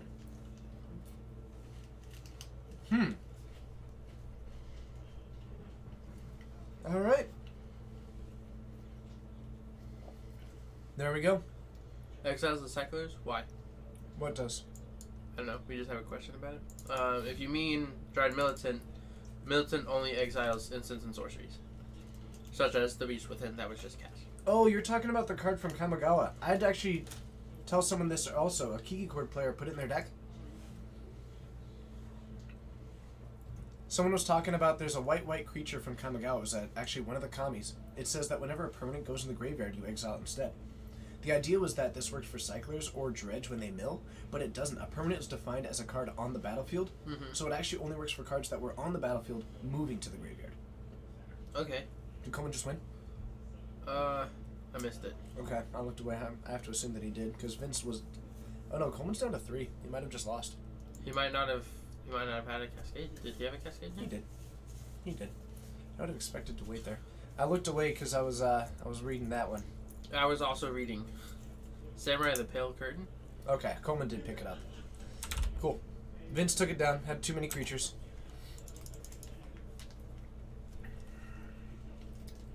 Oh, you know what? He went for the Beast Within, and I just took it down. Okay, cool. My bad. My bad. It was just on the battlefield, and I was like, we got a little bit, and done. Picking up the cards. All right. Yeah. But yes, it's a weird interaction with that one. You also need a basic land. True. Love some Kamigawa foxes. Who doesn't? They're the sweetest. They're the coolest. They're nice. You just walk around the forest, they come up and they're like, hi. Oh man, that sugar's hitting me, man. Thank you so much. I got Okay. you. I can tell. There's a shift in the air pressure. I feel so almost. much better suddenly. I'm just back online. Like my face was feeling wrong. My nose was starting to feel weird. Yep. There we go. There we go. So Coleman, looking pretty solid heading into this game too. But Vince has loaded up on hate. Like his sideboard. First of all, it's a mono white sideboard, so you gotta expect some hate. Right. But do not count out Rest in Pieces to be jamming in.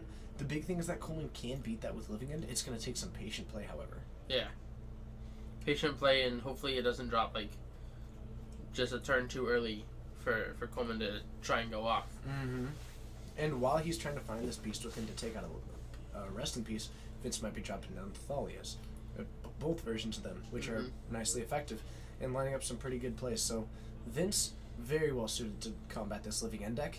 The big thing is that Living End, if he can get around some of that, his deck strategy is very well suited against Mono White Devotion, the idea of having a very cheap board wipe, a sweeper that takes down those creatures.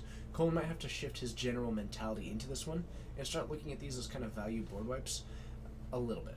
Yeah. Maybe bring in a ley line with a void almost, and just start going for these nice board wipes to keep trying to take down Vince's board and eventually assemble some fair creatures, actually hard casting them. Yeah. Because fighting through that Rest in Peace might be tricky. Or if you just yes, let Vince's. Vince does use flagstones and ghost quarters to Yep. hit his own lands so that he can get double white pretty quick. Yep. For when he needs it. We're not even bringing the ley lines and just let the Rest in Pieces do all the work for him. Yeah. That way he can continue board wiping and Vince isn't able to get those creatures back. Mm-hmm.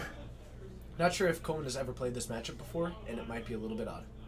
Well, also being a mono white deck, it allows you to play Ghost Quarter main board without punishing you too much. So that, if at all. yeah, so that you, like, those matchups where you do need to hit those troublesome lands, you can in game one when your opponent's not even expecting it. Or if you have no good targets, you hit your own flagstone. Flagstones is almost free to run in the deck. It's like the main thing. Yeah, It's that it's too. If functional. you have them, why not use them? If you're in a mono white deck, it's almost free. Yeah. And so we do have a Dryad Militant coming in. Coleman just going to be fetching for a Stomping Ground to kick things off. No Cyclers yet. Seems to be playing around the Rest in Peace. Any Culture, thank you so much for hitting that follow button. It's a pleasure having you here. Any Culture indeed. Well, we are in the Magic Culture right now, and I look forward to seeing you here in the Draws in a the future. Street Wraith, cycles for 2 life. Yep. And I think he might just be waiting to try and draw into either a Beast Within or just going for the cast fair creatures, Yeah. which is a very cool. Expecting a mono white deck to side in really good hit cards against you, so rather than waiting for those to hit, you just play around them to begin with. Yep, we've got another fetch from Coleman. Not going for any Cyclers yet. Him missing to play Rest in Peace on turn 2. He might go for it, but Vince also might be keeping one in hand. To throw down at the opportune time. Exactly. Wait for Coleman to invest a little bit into this, thinking that the coast is clear. Slam it down. But also, I wouldn't be too upset if Coleman were to throw down 2 Cyclers right now, 3 Cyclers since he has Street Wraith. You know what he might be doing? What's There's that? also a chance that Coleman might be shifting into the land destruction game plan. Because Avalanche Rider is an option, Fulminator Mage is an option, and Beast Within hitting lands is an option. Mm-hmm. And he might just be moving straight into the land destruction mentality, to where he might almost just start firing off some of these, like Fulminator Mage, take down lands. The big thing is that the Flagstone's surprisingly resilient to that. Yeah. So, I'm not sure if I'd recommend it too much. But we are down to 12 after these Street Wraiths. Under a little bit of pressure, but I think he is holding. I think,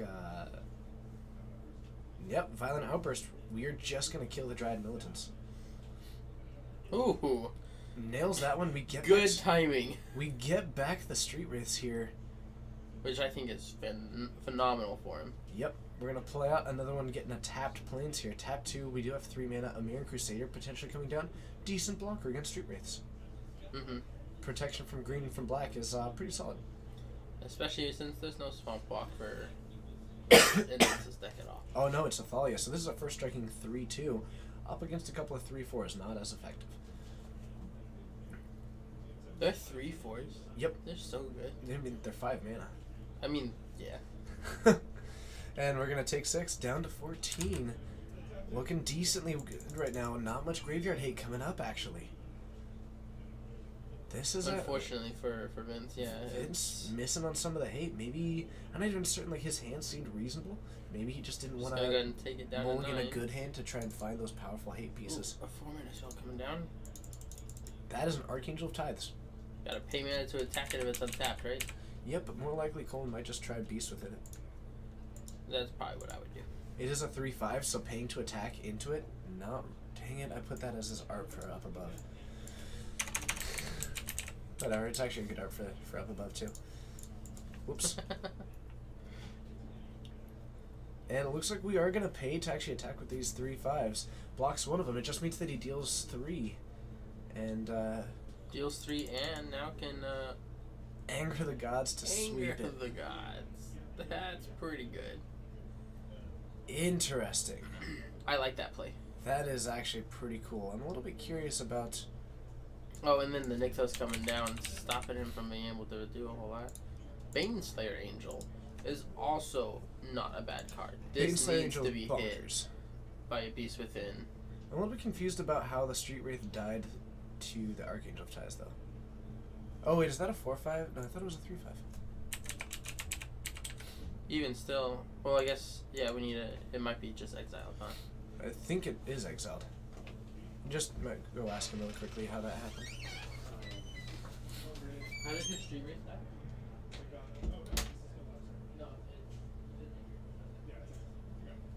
Okay, cool, we got that. Coleman a little bit new to the Living End deck, only playing it at a couple of tournaments. Hadn't really come up with that one. So it was a 3/4. It did get exiled to the Anger of the Gods. Yeah. Just didn't move it on over. So we do still have one live, but that Baneslayer Angel. Wow. Baneslayer is a pretty good card. Baneslayer Angel, not bad. I'm really happy that he put this in, mostly because it replaced a Cataclysmic Gearhulk. Oh, really? Yep. That's a good replacement. It's a good call. Yeah. It's a good call. I like that card. Baneslayer Angel's not bad. Huh. Most of his creatures actually don't die to anger, fun fact. Most of the Yeah. cards in the deck, some of them do, but I think it's And mostly as well because as Dredge is pretty bad. exiling is incredibly important because then your opponent doesn't get their things back when you Living End. Yep. Because you're only bringing it in for decks that it's good against, Yeah. so it's going to kill everything, and you don't want to sweep their board and then cast a Living End later, and... they're Going back. for the attack. Having the anger happen last turn. Oh, you know what? Yeah. This is great. He's gonna cast Yep. it. Yeah. That is nice. So it goes for that to just get more of these into the graveyard. Baits him into Does- killing the Street Wraith because he was He going does to... still gain the life though, from Baneslayer. Sure. Sure. But that actually worked out great. Turns out he drew all of them. Never side out all your Living Ends.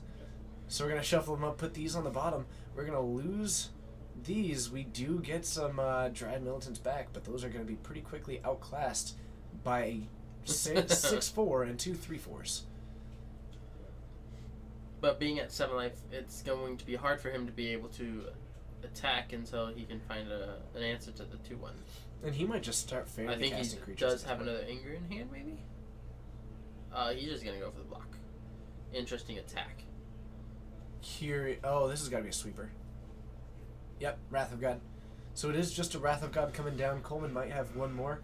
He is down to 1 Living End in the deck. Draws it now, I bet. Nope, didn't draw it. Okay. I'd kind of like to see a Beast Within come down, hitting one of his own lands. And he's just going to kick it back.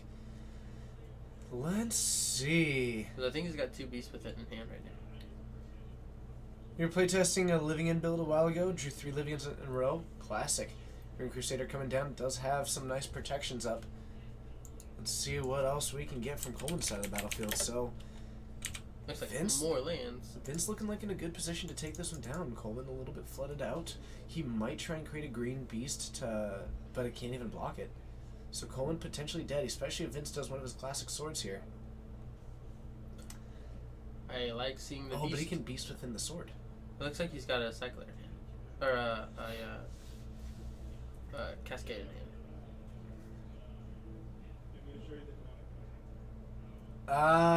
He had a Sorcerer Speed Demonic Dread. Did not go for it.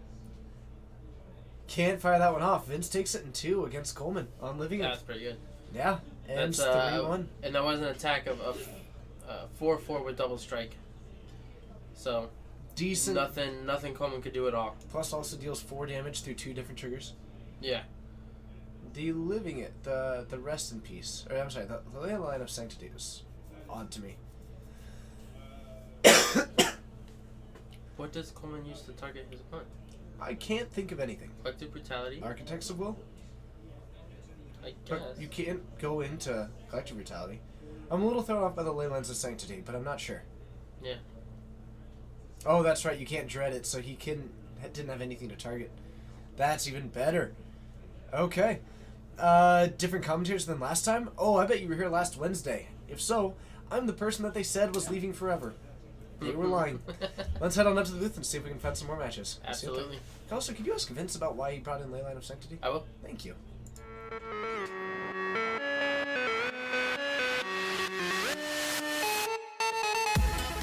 Hello, and thank you for joining. My name's TJ Texas, out there taking a look for some more matches. There's a cascade that affects a target opponent too? Not really. I think there's just one that yours and hits creatures. Okay. They're waiting for Colin to sing some Lion King. Was that also a thing that happened last Wednesday? I'm learning so much about what happens when I'm not here. Wonderful. I'm so excited about that. So, we are going to be having another matchup, hopefully, here. I do dig it. Hi, TJ. Glad you're not gone forever. Me too. Me too. I am extremely glad that I'm not gone forever. I'm starting to think that maybe that was not the best joke ever to be told, because I'm realizing that a decent number of people believed it from what I have seen in conversation.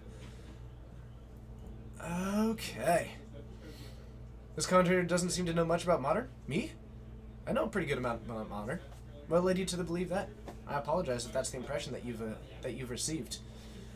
But I've got a pretty good Modern knowledge base. I've got Livian and Mono White Devotion pretty down.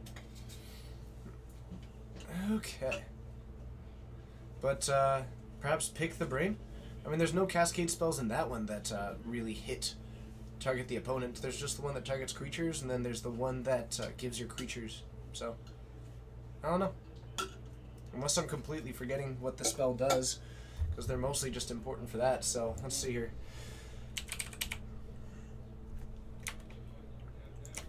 We've got Violent Outburst. Let's see what that one does.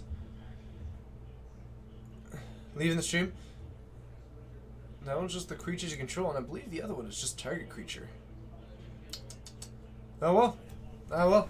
It was more the way it was said, the context. You were leaving the store. I know, a lot of people did say that one. Barely found one. You barely found one? Yeah. Okay, sounds good. Alright, so facing the wall, we have Ethan. Coming back on. Oh no, I don't need to make them feel bad about it, because it was purely harmless. Like, they had they had zero intention of Yeah. it. I'm sorry, who do we have facing the wall? Ethan. Ooh. I think it's Troy. Okay. So Grixis Shadow. Against What kind of Shadow is Troy Grixis. playing? We are going to game 3. Interesting. Ethan Okay. took game 1, Troy took game 2. And I believe this is Troy's third Grixis or Shadow matchup today. So Really? he's getting good at it.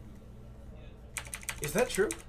I know it's at least the second. I'm pretty sure it's his third. Do we have that much Grixis Shadow in the shop? Mm-hmm. I don't know if it was Grixis Shadow. I know Troy's on it. Ethan's on Shadow. Chance is on Shadow today. Interesting. Well, that will be interesting. All right, let's head on down. We'll have some fun. We'll see you for their game Absolutely. 3.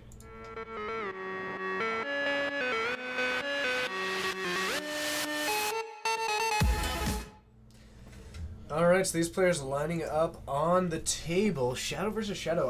Grixis Shadow mirror match is going to be a little bit curious. The Stubborn Denials have a pretty decent effect on the board. Absolutely.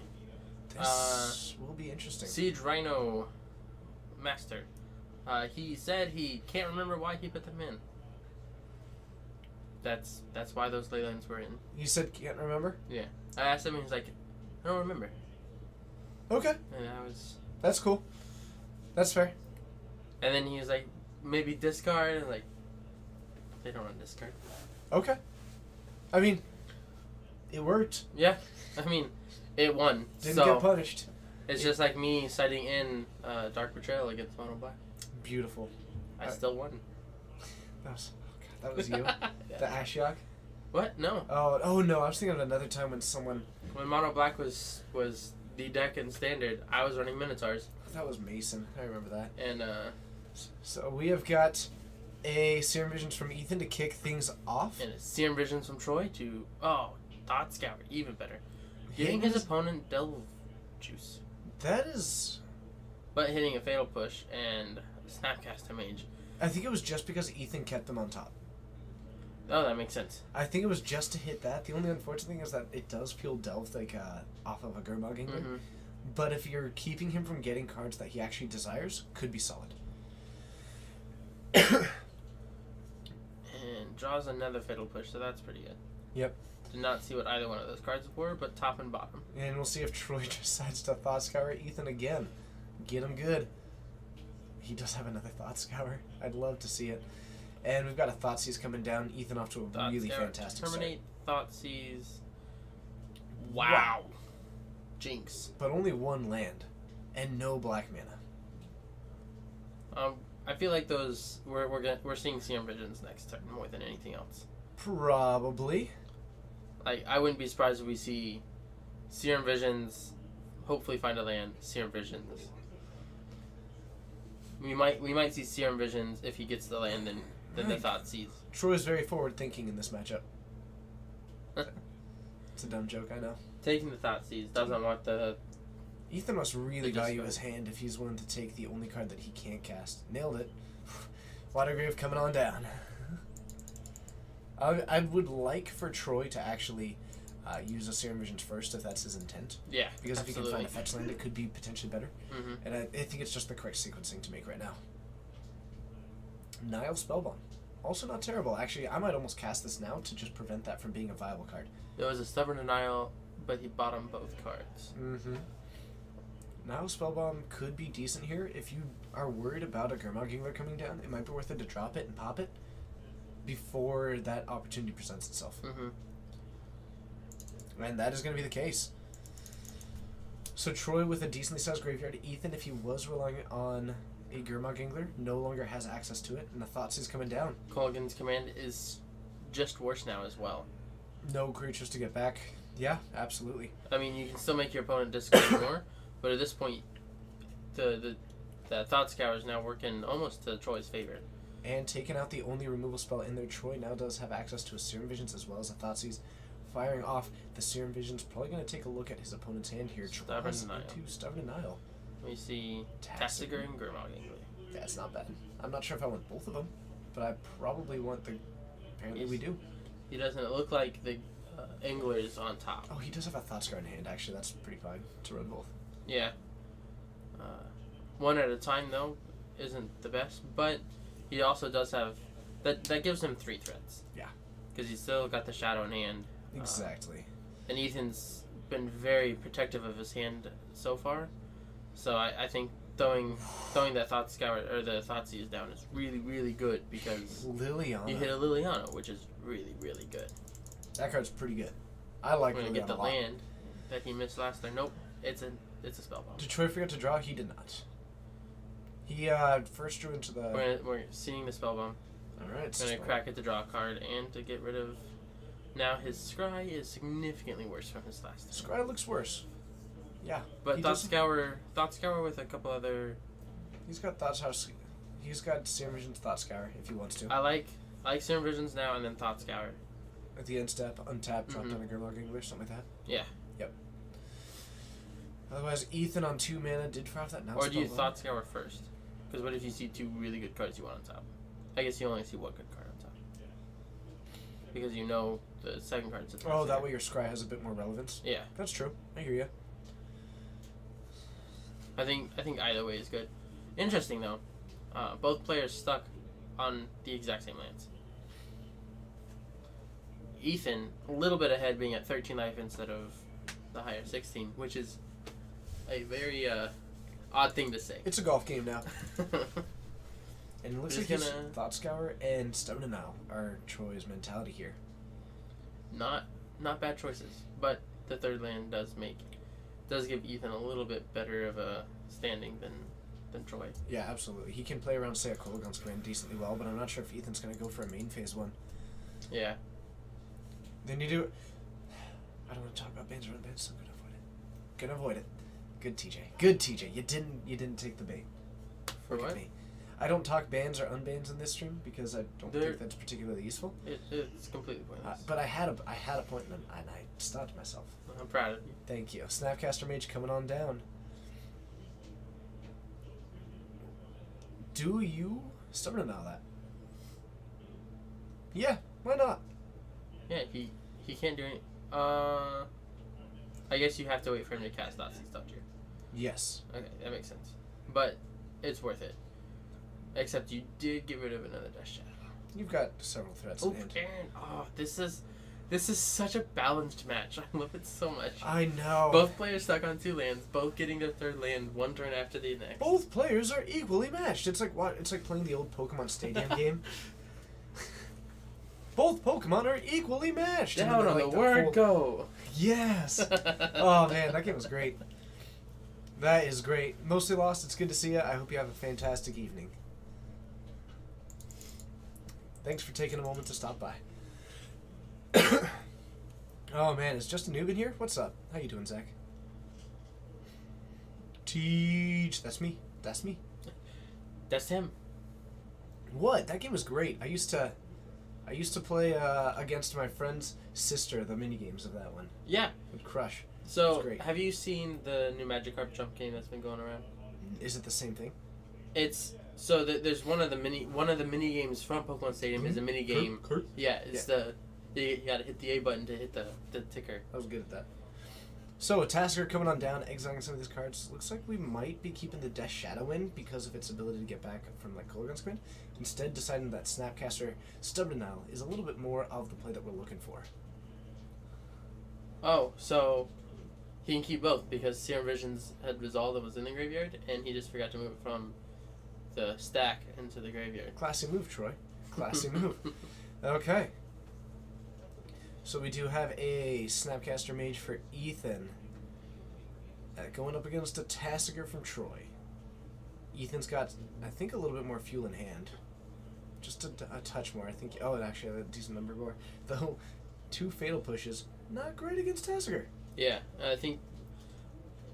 Well, being at 13 life, he can't throw down the Death Shadow just yet. But I do really like having Tassiger out. It's currently bigger than Death Shadow. Yep. We'll Which see is how long really, that really lasts. nice. Yeah, I mean, he's got a Street Wraith in hand. Troy does have a Terminate that he could go for as well, so we might see him attack for 4, and then maybe try and use a Terminate. Mm-hmm. Or Terminate and then attack for 4. Is very much I think I possible. like the swing in first, and then if he does have an instant speed pump, And then in response to that, you can Terminate. you can terminate in response to that. Just Less opportunities to draw the Stubborn Denial. exactly. And that is going to work. Let's see if we do draw the Stubborn Denial off of it. It was blue. I think it was a Serum Visions, but still. You're probably right. Ethan didn't even bother looking. He just immediately started flicking. Nah, we out. We out. It doesn't matter what it is.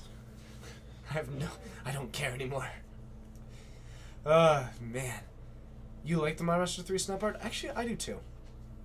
I do too.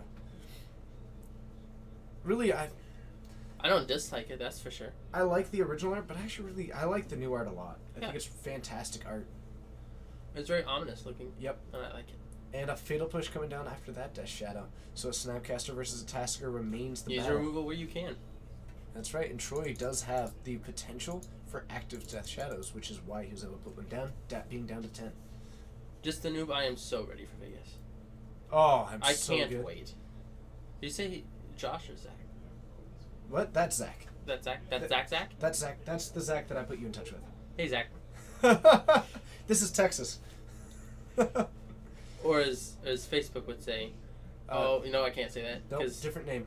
different name. He has a fake name on Facebook. Yeah, because so I tried getting Texas as my name on Facebook, but Facebook said it's not a real name, so I'm not allowed to use it. It might change now because it looks like they relaxed some of those. That's those how I was able to get my particular name rules. to be TJ. Yeah, I know. That's what made me think of it. It's like, oh, he can now be TJ, which is pretty cool. So I might try again. Cool. All right, we are going to be getting rid of that Liliana. I guess the Tower Glife's not going to be very sizable. Good thing there aren't any. You figured it out? Nice. Good on you. We certainly didn't. So, 8 to 8. Death Shadows are the same size. 1 Tassiger out. 1 Death Shadow out. Troy with a Death Shadow in hand. And I believe this matchup... This is such a good match. I am so pleased with this as our final. Maybe not even final, but at What least a face-to-face happening right now. this is intense. Oh, Are we in a construction yard suddenly? Interesting. Do you know what the last card in Troy's hand is? I do not know. Oh, that's a Street Wraith. It's whatever the top card of his library A is. Fatal Push coming on down. Does Troy want to cycle this to try and find either a Snapcaster or Stubborn Nile? Nile? I think... I kind of like it. I don't know. He's got another Fatal Push in him. But obviously Troy can't just always play around what your opponent And has. forcing him to use it twice might actually have its own kind of benefit. The only problem is that if he goes for it and doesn't find it, he's at 6 with 1 blocker against this, which means that he actually would die. Because he could block the Death Shadow, but take the 6 damage there. Or he could block the Tasigur and take, potentially, only take 7. So it looks like he actually has to just take that one down and accept it. So there's a chance that this might actually become lethal, but it's not going to.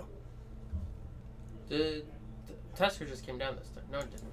Did I'm not. not sure what happened. Did not. I don't think Troy's very pleased with what's going on. No, I think we got 2 Death Shadow. He's going for it. And a Thoughtseize. Tell me he has a Thoughtseize and a Shadow. No, that's like Please a tell me. Terminate. I think he's got a Terminate. Oh. Nailed it. Ah, No, that was a Thoughtseize and a Shadow. Just last cards. that was so good. Oh, yes! When you're at 1, it's amazing how great those are.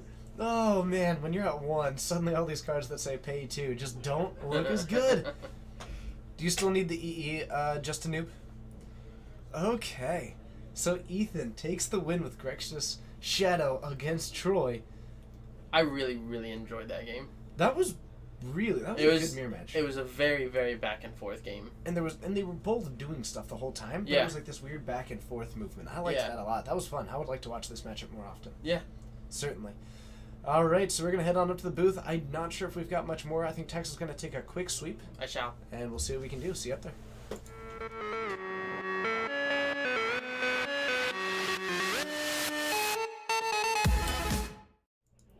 Hello, and thank you for joining. My name's TJ. It's a pleasure having you here. This is the Geek Fortress stream. I am joined by Texas as we are doing some modern commentary with you all tonight. Hopefully it's been a fun time. If you haven't yet, hit that follow button. Join us more in the future.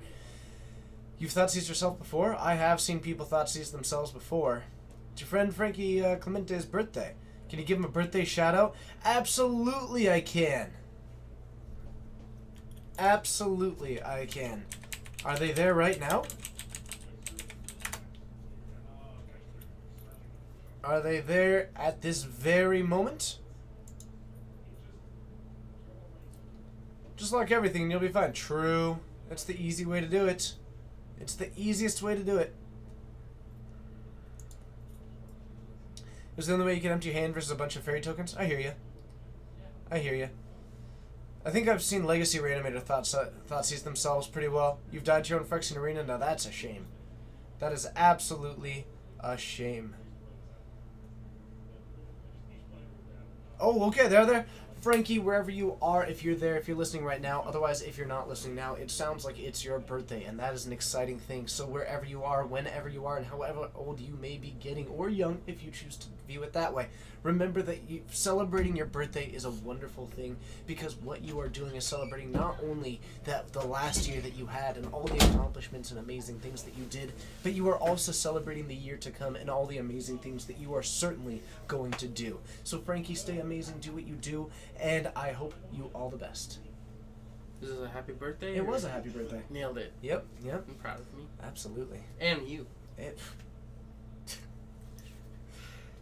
That was the final match. Restore Balance took first place tonight. That's pretty good. I don't know if I would know how to beat it, because I've never played against it. attack really fast. Ooh, I win. Yep. Works out real nice. Yeah. Because they got to spend their entire first turn putting in a tapped artifact with untapped basic land. They also, They gotta get to 3 mana. because all they're cascading, Mostly Lost, it's good to see you. So what happens now? Well, we come up towards the end. I don't think we have any feature matches to do. But Mostly Lost, thank you so much for the sub. It's always amazing having you here. You are great. And I think it is time for us to go get some food. Yes. One round less than we normally do. Bless you. Julian Ortiz, thank you so much for hitting that follow button. It's a pleasure having you here. I wish your friend the best birthday possible. And you are going to be amazing.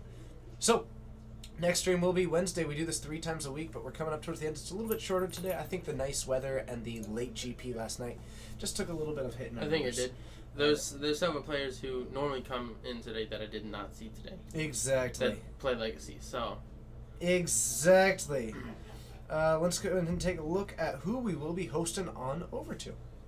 That's exciting. It is exciting. Hosting is fun. Hosting is the best. It's actually one of my favorite things about Twitch and about Yeah, Stream Magic. absolutely. The ability to share with other people. We get to do something amazing. It's What? time to pay it back. This is exciting. It is exciting. All right, everybody, you may know, but the first big name to ever recognize Geek Fortress and give us a boost and give us support and tell us that we can do this. I can't pronounce that, but hold on. Paxow for the win. Thank you so much for hitting that follow button. Hopefully I said it right, and if I didn't, pretend I said it right. Swap that out in your memory and keep that forever. Thank you so much for the follow. The first person to ever recognize this and tell us that we can do this. Mm-hmm. That absolutely was Jeff Hoagland. Jeff Hoagland. And we are going to host on over to him. He is... I'm a fan. I'm a fan. So let's host on over, have some fun, and it looks like he is doing some Delver stuff. Delver's fun. Delver is fun. So let's head on down, let's have a good time, and let's be the amazing community that we are. I'll see you all there. Stay amazing.